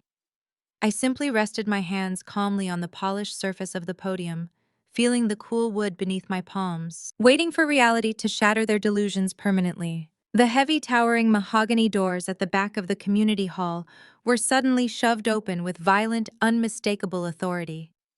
The loud crash of the wood hitting the wall echoed like a gunshot, silencing Valerie's frantic screaming. 4 fully uniformed police officers strode into the venue. Their heavy black boots hit the hardwood floor in a synchronized, intimidating rhythm. The harsh crackle of their shoulder radios sliced through the dead silence of the room. The lead officer, a tall, imposing man with a stern, unyielding expression, scanned the massive hall with sharp, observant eyes. The guests scrambled to get out of their way. The crowd parted like the Red Sea bodies, pressing nervously against the decorated tables, knocking over expensive floral arrangements, and spilling champagne in their desperate haste to clear a path. No one dared to speak. The air was sucked out of the room, leaving behind a thick, suffocating vacuum of anticipation. Valerie stepped to the absolute edge of the stage, waving her arms frantically toward the approaching officers. "She is up here!" Valerie yelled, her voice dripping with vindictive glee. "The criminal is right here. Arrest her. Put the handcuffs on her right now. She forged property deeds and stole my husband's good name. Take her away." The officers did not acknowledge her screaming. They marched with lethal purpose straight down the center aisle. The red and blue lights from their cruisers outside continued to flash through the tall windows, casting a surreal, cinematic glow over their dark navy uniforms. Marcus crossed his arms over his chest, adopting the posture of a deeply wronged righteous citizen. He looked up at me with a sickeningly triumphant smirk. "You should have stayed in Hawaii," he muttered under his breath, just loud enough for the microphone to pick it up. "You just ruined your own life." I maintained my icy composure. I looked down at the four officers as they reached the base of the stage. The lead officer placed his hand firmly on his utility belt, adjusting his stance as he looked up. He walked up the short carpeted steps onto the stage. The other three officers fanned out behind him, securing the perimeter of the platform. Valerie stepped back, giving the officer a clear, unobstructed path directly to me. She was practically vibrating with anticipation, eager to watch her scapegoat daughter get humiliated, handcuffed, and dragged out of the charity gala in front of the entire neighborhood. She wanted the spectacle. She needed the spectacle to restore her shattered pride and prove to her social circle that she was the true victim. The lead officer walked straight toward the podium. His heavy boots closed the distance. I did not break eye contact with him. My breathing remained slow, measured, and completely undisturbed. I stood my ground, radiating the absolute authority of a woman who had meticulously orchestrated every single variable in this room. He stepped within 3 feet of me. Valerie let out a sharp, victorious breath. But the officer did not reach for my arms. He did not ask for my identification. He did not even break his stride. He walked right past me without a single glance. He bypassed the podium entirely, leaving Valerie's triumphant smile frozen on her face. The officer marched directly across the stage and stopped dead in his tracks right in front of Marcus. The smug, arrogant smirk on my father's face evaporated instantly, replaced by a look of sheer, unadulterated terror as he stared at the gold badge pinned to the officer's chest. The officer reached down to his duty belt. A sharp, metallic clink rang out across the deadly silent community hall as he pulled a pair of heavy steel handcuffs from their pouch. Of the building. The cold steel clicked loudly as the heavy metal bracelets locked securely around the thick wrists of Marcus Adams. The sound was sharp and unforgiving, cutting through the stagnant air of the grand community hall. The lead police officer spun my father around with practiced, effortless efficiency, forcing his arms behind his back. The custom velvet dinner jacket Marcus had worn to project power and wealth bunched up awkwardly around his shoulders, instantly transforming him from a respected suburban patriarch into a common criminal in front of his entire congregation. Marcus Adams, the lead officer, announced, his deep voice carrying absolute, undeniable authority across the silent room. "You are under arrest for felony identity theft and felony wire fraud." Marcus gasped, his chest heaving, as if the oxygen had been completely sucked out of his lungs. He tried to pull his arms forward, a reflexive action of a man who had never been told no in his entire life, but the two backing officers immediately grabbed his biceps, securing him firmly in place. "This is a mistake," Marcus stammered, sweat pouring down his forehead and stinging his eyes. "You have the wrong person. I am a pillar of this community. I am a respected man. My daughter is a liar. She set me up." The lead officer did not even blink. "We have digital internet protocol logs, verified hospital billing records, and a direct digital paper trail proving you utilized a stolen Social Security number to secure a fraudulent medical loan in the amount of $150,000, the officer stated loudly. "The victim of that identity theft officially pressed charges against you this morning. You have the right to remain silent. Anything you say can and will be used against you in a court of law." The church elders in the front row physically recoiled in disgust. The local politicians who had shaken his hand just an hour ago turned their faces away, completely severing their ties with the disgraced man. Marcus looked out at his peers, his eyes wide with sheer panic as the arrest rights were read aloud. The illusion of his pristine black excellence shattered into millions of jagged, irreparable pieces right there on the polished hardwood floor. He was not a savior. How was a thief who stole his own daughter's identity to finance a lie? DeAndre watched from the floor, his face pale and hollow. He realized in that exact moment that his father was going to federal prison simply to cover the cost of his ruined knee. The crushing guilt and profound shame visibly weighed down his heavy shoulders. Valerie let out a sound that I had never heard a human being make before. It was a guttural, agonizing shriek of pure, unadulterated terror. The reality of the situation violently crashed down upon her. The police were not here to arrest the rebellious daughter. They were here to take away her husband, her primary source of status, and her final remaining shred of dignity. She completely abandoned her high society persona. The elegant, commanding matriarch vanished instantly. Valerie dropped hard onto her knees. The expensive fabric of her evening gown tore against the sharp edge of the wooden stage, but she did not care. She scrambled forward on her hands and knees, crawling across the floorboards with desperate, animalistic franticness. She reached the edge of the podium and lunged forward, throwing her arms around my legs. Her manicured hands grabbed handfuls of the sleek emerald fabric of my designer dress, clinging to me as if I were the only life raft in a violent, raging ocean. "Maya, please," Valerie sobbed hysterically, her tears soaking into the fabric of my clothing. "Please, I am begging you. Tell them to stop. Tell them it was a huge misunderstanding. You cannot do this to us. He is your father. We are your family. We share the same blood. Please, Maya, have mercy on us. Do not send my husband to jail." She looked up at me, her face completely ruined by running makeup and desperate choking sobs. She was begging me in front of the entire church congregation, publicly groveling at the feet of the very woman she had just threatened to throw out into the street. She was utilizing the exact same tears Chloe had weaponized earlier, but Valerie was not acting. She was experiencing the terrifying, unavoidable consequences of her own horrific actions. I looked down at the woman who birthed me. I searched my heart for a single ounce of pity, a singular drop of daughterly affection, or even a fleeting moment of guilt. I found absolutely nothing. My chest was a fortress of solid ice. I felt no anger anymore. I only felt the pure cleansing clarity of absolute justice. I reached down and firmly peeled her desperately clutching fingers off my designer suit, pushing her hands away with cold, deliberate precision. I took a step back, forcing her to look up at me from the dirt on the floor. "You chose your family 4 years ago at my pinning ceremony." I told her, my voice echoing through the silent, watchful hall with chilling, absolute finality. "You made your choice when you told me my career was worthless while you cheered for a baseball game. This is the consequence of your black excellence." Valerie let out another agonizing wail, collapsing flat onto the wooden stage and burying her face in her hands. She screamed my name, but her voice was drowned out by the harsh commands of the police officers. They forcefully spun Marcus around and began marching him down the center aisle. He dragged his feet, shouting for his wealthy friends to call a lawyer, begging the pastor to intervene, but the crowd simply parted and watched the criminal get hauled away in absolute disgrace. The heavy double doors of the community hall slammed shut behind him, sealing his fate in the back of a police cruiser. The flashing red and blue lights outside illuminated the utter devastation left in his wake. I did not watch my father leave. I did not care where they took him or how long he would be locked in a federal holding cell.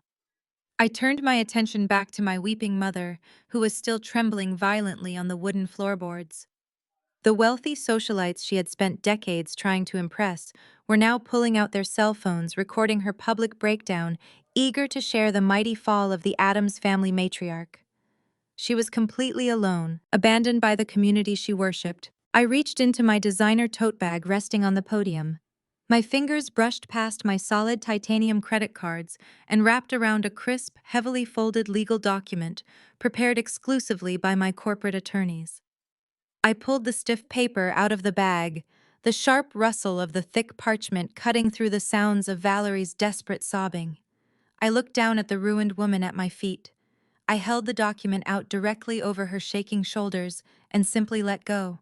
The heavy paperwork fluttered through the bright stage lights and dropped right into her lap. Valerie stared blindly at the crisp white pages resting against her ruined evening gown.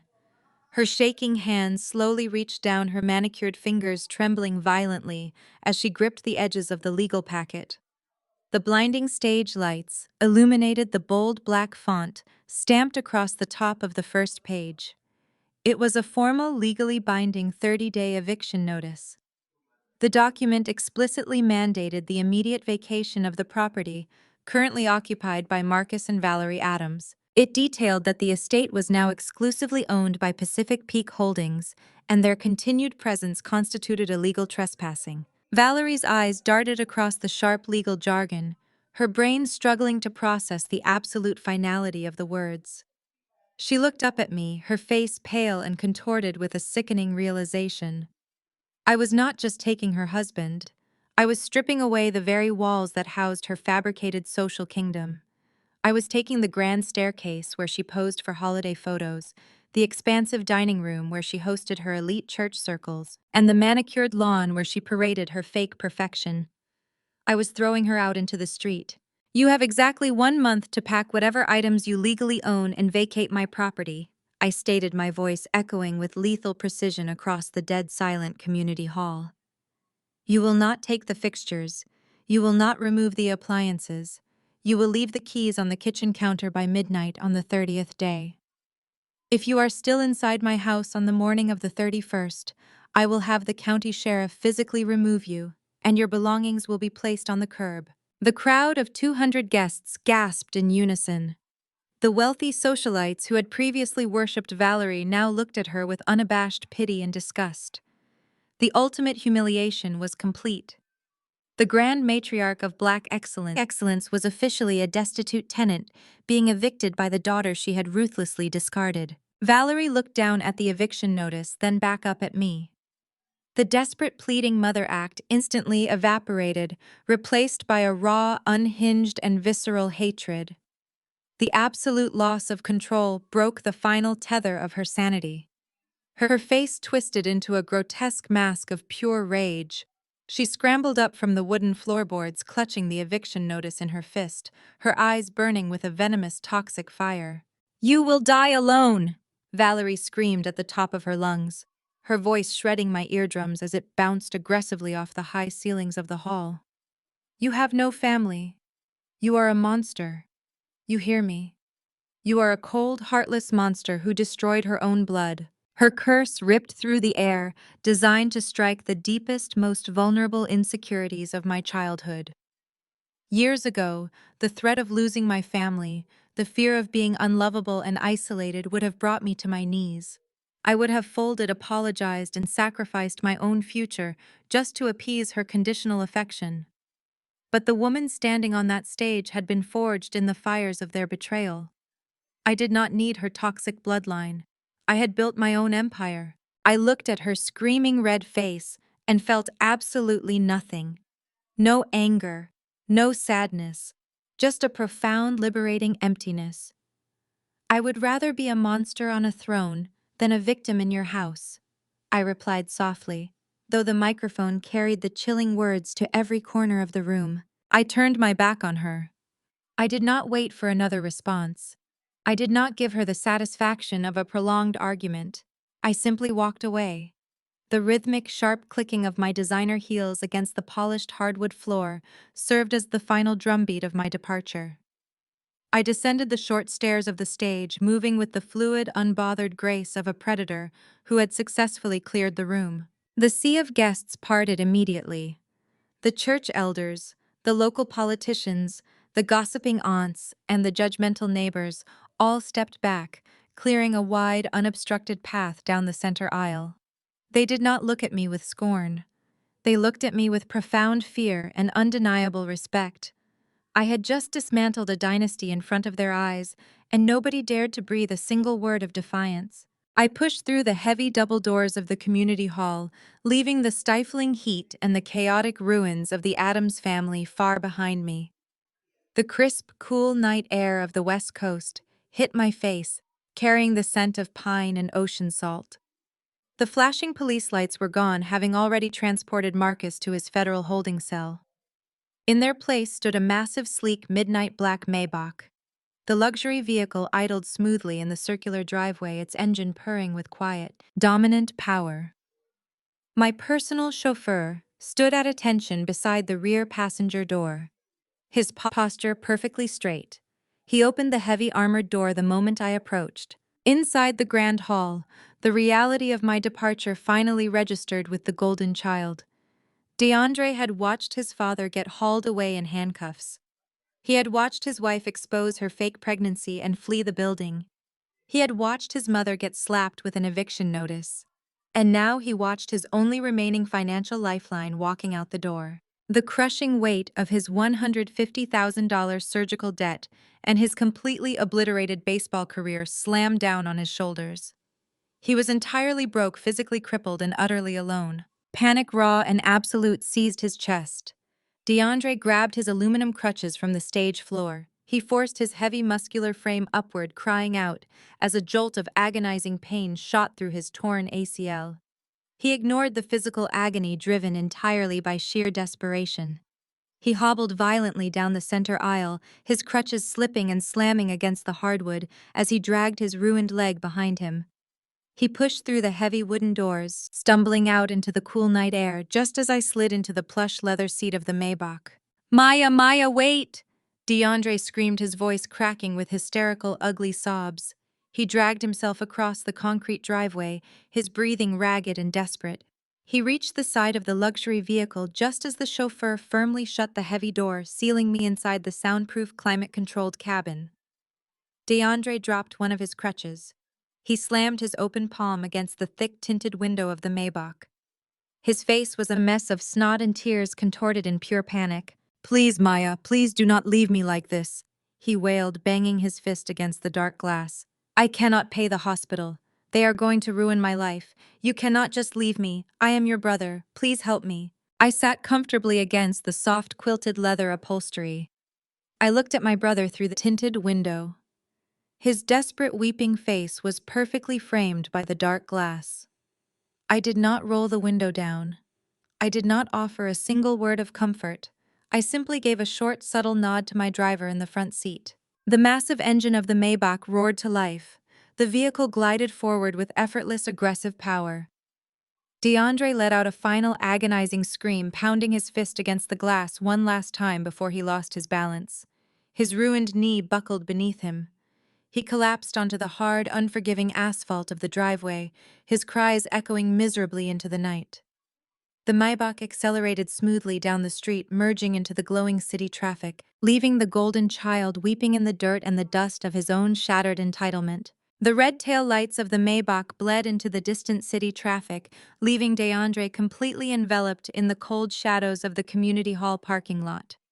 He remained sprawled on the unforgiving asphalt, his expensive suit pants torn at the knee, dirt clinging to his palms. The physical agony radiating from his severed ligament was sharp and breathless, yet it paled in comparison to the sheer crushing reality of his obliterated existence. He had spent his entire 22 years floating on a cushion of unearned praise and manufactured expectations. His parents had shielded him from every consequence, crafting a golden pedestal built entirely on my stolen identity and their hollow financial promises. Now that pedestal had shattered into a million jagged pieces, and he was taking the fall completely alone. He stared down at his ruined leg in the dim light. The minor league scouts were gone forever. The lucrative sports contracts were dust. He was no longer the prized athletic savior of the Addams family. He was an unemployed, physically crippled man, shackled to a massive $150,000 surgical debt. The hospital bills he had so arrogantly ignored were now legally owned by the sister he had treated like absolute garbage. His entire future belonged to the woman he had told to clean up dog mess. The harsh screech of tires against the pavement violently pulled DeAndre from his spiraling thoughts. An unassuming black sedan pulled up to the edge of the curb just a few feet away from where he lay in the dirt. The rear passenger door swung open. Chloe marched out of the side entrance of the community hall, moving with a frantic, desperate energy. She had entirely abandoned her fake maternity padding, leaving it discarded somewhere inside the venue. She carried only her purse and a small overnight bag she must have kept hidden in their vehicle. DeAndre called out her name, his voice a pathetic, wavering croak. He reached a trembling hand toward the woman he had vehemently defended just an hour prior. Chloe did not rush to comfort her fallen husband. She stopped for a brief second, looking down at him with an expression of pure, unadulterated disgust. She sneered, shaking her head as if looking at a pathetic stray animal. A man leaned forward from the back seat of the idling sedan. He was older, wearing a sharp designer suit, his arm casually resting on the leather upholstery. It was a local real estate developer, a man Marcus had invited to the gala to solicit investments. Chloe gave DeAndre one final mocking glance before sliding smoothly into the back seat next to the wealthy stranger. She pulled the door shut with a heavy slam. The vehicle sped off into the night, carrying away his manipulative wife and the final shred of his fabricated legacy. DeAndre dropped his head into his hands, sobbing into the empty, quiet street. But the true devastation was only just beginning to unfold around him. The heavy wooden double doors of the community hall pushed open, and the 200 guests began spilling out into the parking lot. The grand charity gala had completely collapsed. The wealthy socialites, the prominent politicians, and the esteemed church elders marched down the concrete steps in a silent, coordinated exodus. Not a single person stopped to help DeAndre up from the ground. Reverend Thomas walked right past the weeping baseball player, keeping his eyes fixed straight ahead, aggressively avoiding any eye contact. The older church mothers, women who had spent decades praising Valerie and coddling DeAndre, pulled their coats tightly around their shoulders and purposefully stepped around him to reach their luxury vehicles. They whispered furiously among themselves, their faces twisted in absolute revulsion. They had witnessed the undeniable, irrefutable proof of Marcus and Valerie committing federal fraud. They had heard the vile, racist audio recording of the daughter-in-law the Addams family had worshipped. They had seen the 30-day eviction notice slapped onto the matriarch. The Addams name, once a symbol of manufactured elite status in their neighborhood, was now absolute poison. The local community operated on a ruthless social currency, and Marcus and Valerie were suddenly bankrupt in every possible metric. The prominent fraternities and sororities would strip their memberships by morning. The country club would revoke their access codes before sunrise. The church congregation would scrub them from the prominent donor lists and treat their pew like a contaminated quarantine zone. The keeping up appearances facade was not just cracked, it was eradicated from the history books. Valerie stumbled out of the hall a few moments later, clutching the eviction notice to her chest like a shield that could no longer protect her. She looked out at the taillights of her escaping friends, watching her entire social kingdom abandon her in the span of 10 minutes. She looked down at her golden child broken and weeping in the dirt. She had no massive mansion to take him home to, no secret retirement fund to save him, and no husband to orchestrate a bailout. They were entirely isolated, ostracized by the very people they had destroyed their own daughter to impress. The scene slowly pulled back, capturing the pathetic ruins of the Addams family stranded outside the rented community hall. The extravagant floral arrangements inside were already wilting, and the catering staff were aggressively dismantling the unpaid buffet tables. The flashing lights of the police cruisers had faded completely from the night sky, leaving only the harsh, unforgiving glare of the street lamps to illuminate their total, absolute ruin. The dark, miserable night of the charity gala faded to pitch black. The heavy darkness held for a moment before giving way to a brilliant, blinding flash of pure golden sunlight. The scene transitioned instantly to the vibrant, towering skyline of the West Coast exactly 1 year later. The Pacific Ocean sparkled like crushed diamonds under a cloudless, perfect blue sky, reflecting the unstoppable rise of a completely new empire. Exactly 1 year had passed since the Addams family dynasty crumbled into absolute dust. 365 days of grueling reality had completely rewritten their entire existence. The mighty Marcus Addams, the man who once demanded my pay stubs to fund his delusions of grandeur, now sat trapped in the suffocating heat of a cramped 2-bedroom apartment he did not even own. He was currently serving a strict 5-year probation sentence for felony identity theft and wire fraud. His prestigious country club buddies had instantly blocked his phone number the morning after his arrest. His corporate golf partners pretended they had never met him. With a severe felony record stamped permanently across his background check, he was completely unhireable. The arrogant patriarch who obsessed over displaying black excellence spent his days staring at peeling beige wallpaper, surviving on the exact same government assistance programs he used to relentlessly mock at his lavish dinner parties. He spent hours sending out desperate resumes to entry-level management positions only to receive immediate automated rejection emails. He was a ghost in the business world, a cautionary tale of extreme arrogance. Valerie experienced a much harsher, highly physical reality. The grand matriarch who once paraded around in custom silk dresses and poured expensive champagne for society wives was now forced to wear a stiff, scratchy blue polyester uniform. To keep the lights on in their tiny rental, Valerie worked the punishing graveyard shift as a commercial janitor. Every single night at 11 o'clock, she pushed a heavy plastic cleaning cart through the towering corporate office buildings downtown. She scrubbed toilets on her hands and knees. She emptied overflowing trash cans full of discarded lunches. She wiped sticky coffee stains off massive glass conference tables. The poetic justice of her situation was absolute and merciless. She was performing the exact same backbreaking domestic labor she had viciously ordered me to do when she told me to clean up dog mess. Her meticulously manicured nails were permanently ruined, replaced by cracked, calloused skin. Her lower back constantly ached from lifting heavy mop buckets. She spent her 15-minute breaks hiding in dark supply closets, absolutely terrified that one of her former sorority sisters or church elders might work in the building and see her holding a toilet brush. The crushing humiliation ate away at her soul every single night. But the golden child suffered the steepest, most agonizing fall from grace. DeAndre was practically unrecognizable. He had gained a massive amount of weight, his previously athletic frame softening dramatically under the crushing weight of profound depression and cheap fast food. His torn knee had healed terribly without the premium physical therapy sessions he could no longer afford. It left him with a permanent pronounced limp that made walking a daily struggle. His minor league baseball career was nothing but a humiliating distant memory.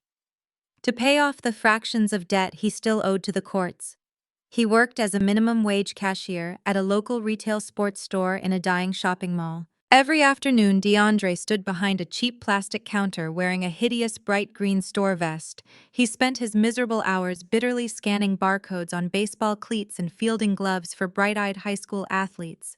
The psychological torment was relentless. He had to listen to confident teenage boys brag loudly about their college scouting prospects and their upcoming championship games. He was forced to offer them a painful, dead smile while bagging up the exact athletic dreams he had completely destroyed with his own entitlement. Chloe had finalized their divorce months ago, taking whatever small dignity he had left when she packed her bags and moved to Europe with a wealthy real estate developer. DeAndre was permanently trapped in a retail purgatory. He was an obsolete local joke ringing up athletic gear for minimum wage while his body physically ached with every step.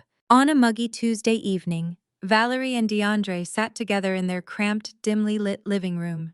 The cheap air conditioning unit in the window rattled loudly, struggling and failing to cool the small space.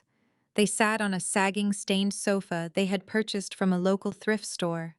They were silently eating greasy, lukewarm takeout noodles from flimsy styrofoam containers. The oppressive, heavy silence in the apartment was a sharp, painful contrast to the lively, extravagant cookouts they used to host. There was no smooth jazz playing in the background. There were no clinking crystal glasses. There were no prominent politicians or wealthy guests to impress. There was only the harsh, flickering light of a small, outdated television resting on a wobbly plastic stand in the corner of the room. The local evening news played quietly in the background. The anchor, a familiar face from the Seattle broadcasting circuit, sat behind a sleek news desk. Valerie scooped up a bite of cold rice with a plastic fork, her eyes blankly fixed on the screen, entirely checked out of her miserable reality. DeAndre rubbed his aching knee with a heavy sigh, staring blankly at the scratched floorboards. The news anchor shuffled his papers, looked directly into the camera, and his professional voice suddenly cut right through the dull hum of the rattling air conditioner. The anchor excitedly announced a breaking local story. He reported on a massive, highly anticipated groundbreaking ceremony taking place downtown for a revolutionary state-of-the-art hospital wing dedicated to advanced pediatric logistics and community health. The anchor emphasized that this multi-million-dollar medical facility was entirely funded by a single prominent local philanthropist who was single-handedly transforming the West Coast healthcare landscape. The screen transitioned swiftly from the news studio to a live high-definition feed of the outdoor ceremony. Hundreds of respected community leaders, medical professionals, and politicians were gathered under a massive white event tent.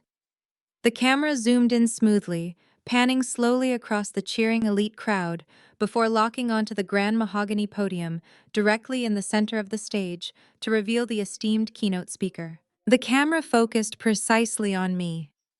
I stood behind the grand mahogany podium, holding a pair of oversized ceremonial scissors with effortless grace.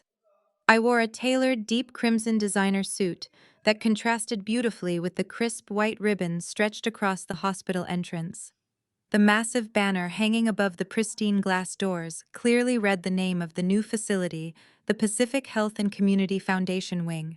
The news anchor's voice echoed through the cheap television speakers in Valerie and DeAndre's cramped apartment, his tone dripping with absolute reverence. The broadcast cut briefly from the live footage to flash a high-resolution graphic across the screen. It was the latest cover of Forbes magazine. My face filled the entire frame, looking directly into the camera with piercing, unshakable confidence. The bold gold text slapped across the front page read, "Self-made icon of female empowerment."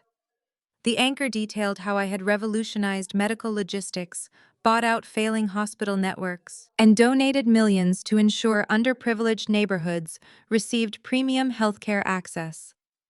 I had redefined the very concept of Black excellence, building an empire rooted in actual community elevation rather than a hollow superficial facade. The camera cut back to the live feed just as I stepped up to the microphone to deliver the keynote address. I looked radiant, powerful, and completely at peace.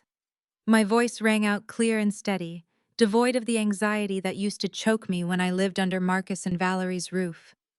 I did not speak about corporate profits or high-stakes acquisitions. I spoke passionately about the vital importance of protecting one's internal peace.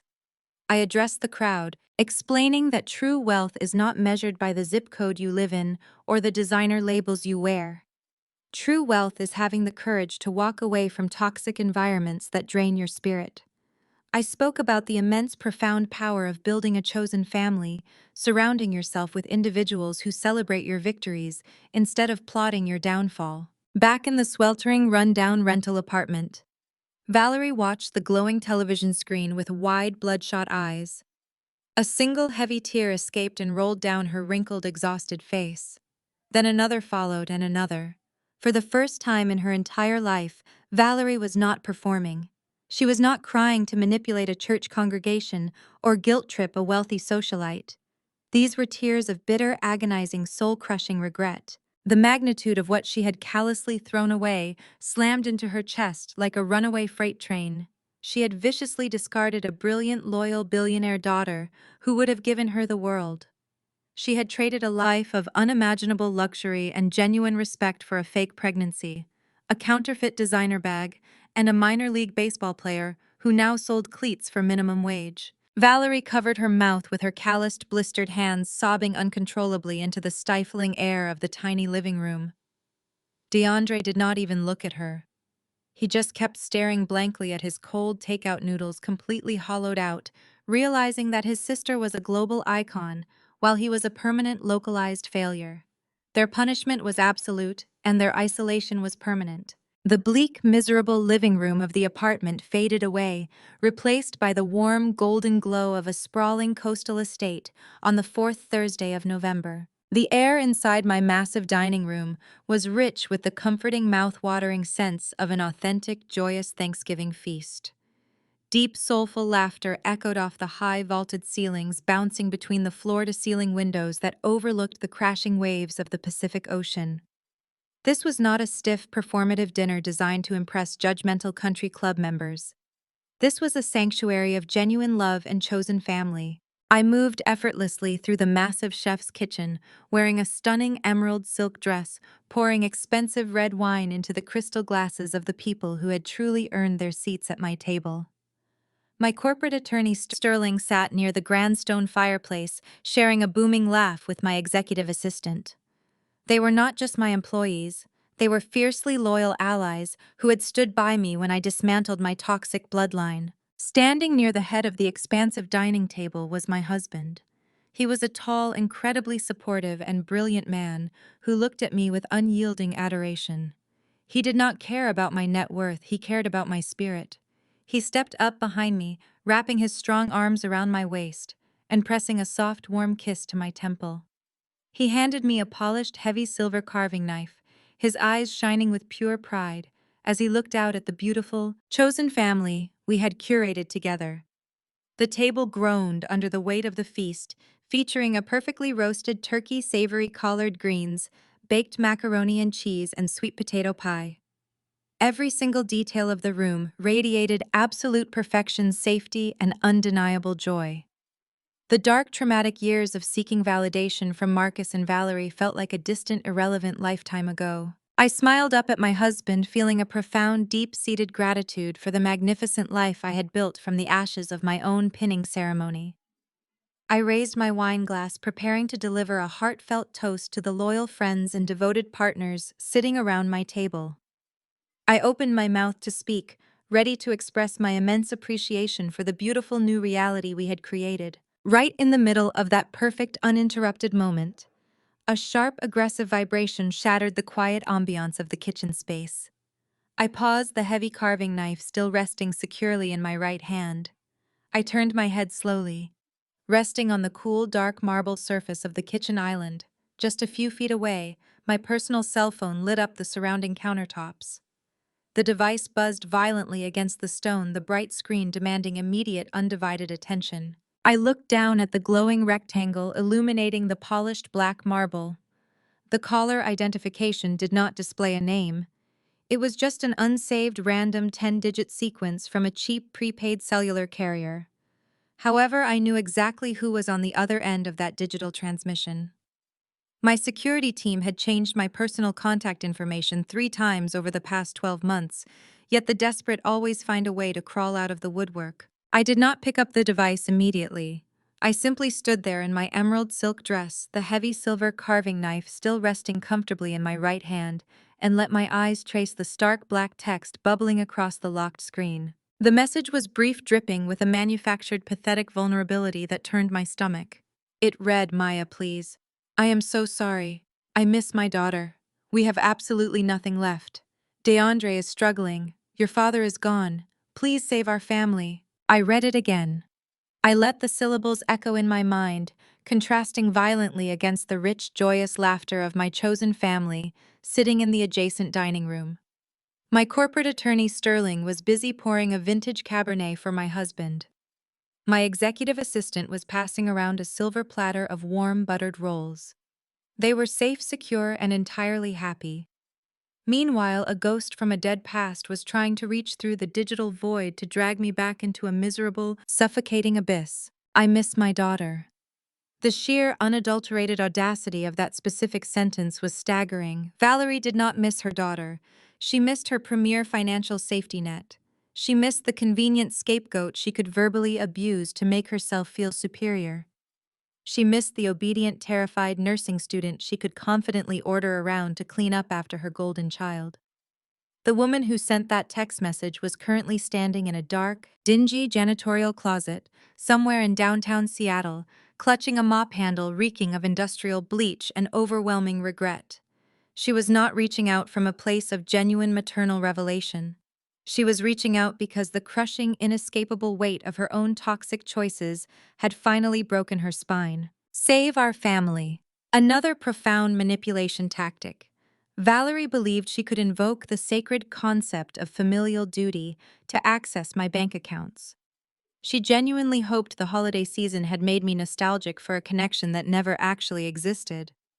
She wanted me to swoop in like a benevolent savior and restore her to her former glory. I stared at the glowing screen for exactly 3 seconds. 1, 2, 3. I waited for the familiar burning surge of deep-seated anger to rise in my chest. I waited for the sharp, agonizing sting of childhood rejection to prick the back of my eyes. I waited for the vindictive, triumphant rush of revenge to flood my veins. I felt absolutely nothing. There was no fury. There was no sadness. There was no desperate need to reply with a scathing paragraph detailing my superiority. There was only absolute, unshakable indifference. It was a profound, beautiful emptiness, the kind of total peace that only arrives when you have completely exorcised a parasite from your soul. I realized in that fleeting moment that I had truly, definitively won. The opposite of love is not hate. The opposite of love is total, blinding apathy. Valerie and Marcus had lost their power over my emotions the exact second I purchased their foreclosure debt, but today they lost their existence in my reality. They were no longer the villains in my story. They were simply strangers facing the harsh, unforgiving consequences of their own spectacular failure. Total emotional and financial justice had been achieved. The scapegoat they viciously abused had ascended to the throne, wearing a crown forged from pure resilience. I transformed from the discarded black sheep into the undisputed queen of my own sprawling empire. I did not need to save them. They were exactly where they deserved to be. I set the carving knife down on the marble island. A soft, genuine smile formed on my lips. I did not type a response. I did not give Valerie the satisfaction of knowing I had even read her pathetic, groveling plea. I simply tapped the screen with my index finger, navigated to the contact settings, and hit the block button. The red warning label flashed briefly, asking to confirm the permanent restriction. I confirmed it without a single hesitation. I placed the phone face down on the dark marble counter, silencing the ghosts of my past forever. I turned my back on the device and walked out of the kitchen, stepping into the vibrant golden light of the grand dining room. My husband stood at the head of the long table, his eyes warm and completely full of love. He held out a crystal glass filled with robust red wine. I took the glass, my fingers brushing against his, feeling the solid, undeniable reality of the life I had chosen. My loyal colleagues, my trusted mentors, and my chosen family all turned their attention toward me, raising their glasses in the air. I raised my glass to meet theirs, the crystal catching the light of the crackling fireplace. We toasted to absolute peace, to unbreakable boundaries, and to spectacular new beginnings. The sound of clinking glasses and joyous laughter filled the massive estate, drowning out any lingering silence from the outside world. I took a slow sip of the vintage wine, feeling the warmth spread. The toxic family was left to rot in the miserable, inescapable bed they had meticulously made for themselves. My empire was secure, my heart was full, and my reign had only just begun. The scene slowly pulled back, capturing the glowing warmth of the dining room before seamlessly fading into a peaceful, absolute black. The profound lesson at the heart of this journey is that your self-worth is never dictated by those who refuse to see your value, even if they are your own blood. Growing up as the designated scapegoat in a deeply toxic environment where blatant favoritism rules and your personal achievements are constantly diminished can leave lasting emotional scars. However, true power ultimately lies in radical independence. When you finally stop seeking validation from individuals who are firmly committed to misunderstanding you, you reclaim the narrative of your own life. This story beautifully illustrates that shared DNA does not automatically equal unconditional love or loyalty. Sometimes the absolute most empowering decision a woman can make is to bravely walk away from destructive family dynamics, quietly build her own empire from the ground up, and establish unbreakable boundaries. True revenge is not about malicious cruelty. It is about achieving complete financial and emotional freedom so their toxic opinions no longer hold weight. You deserve a chosen family that actively celebrates you. Have you ever had to cut ties with toxic relatives to forge your own successful path? Share your empowering experiences in the comments below, and please hit like and subscribe for more inspiring stories.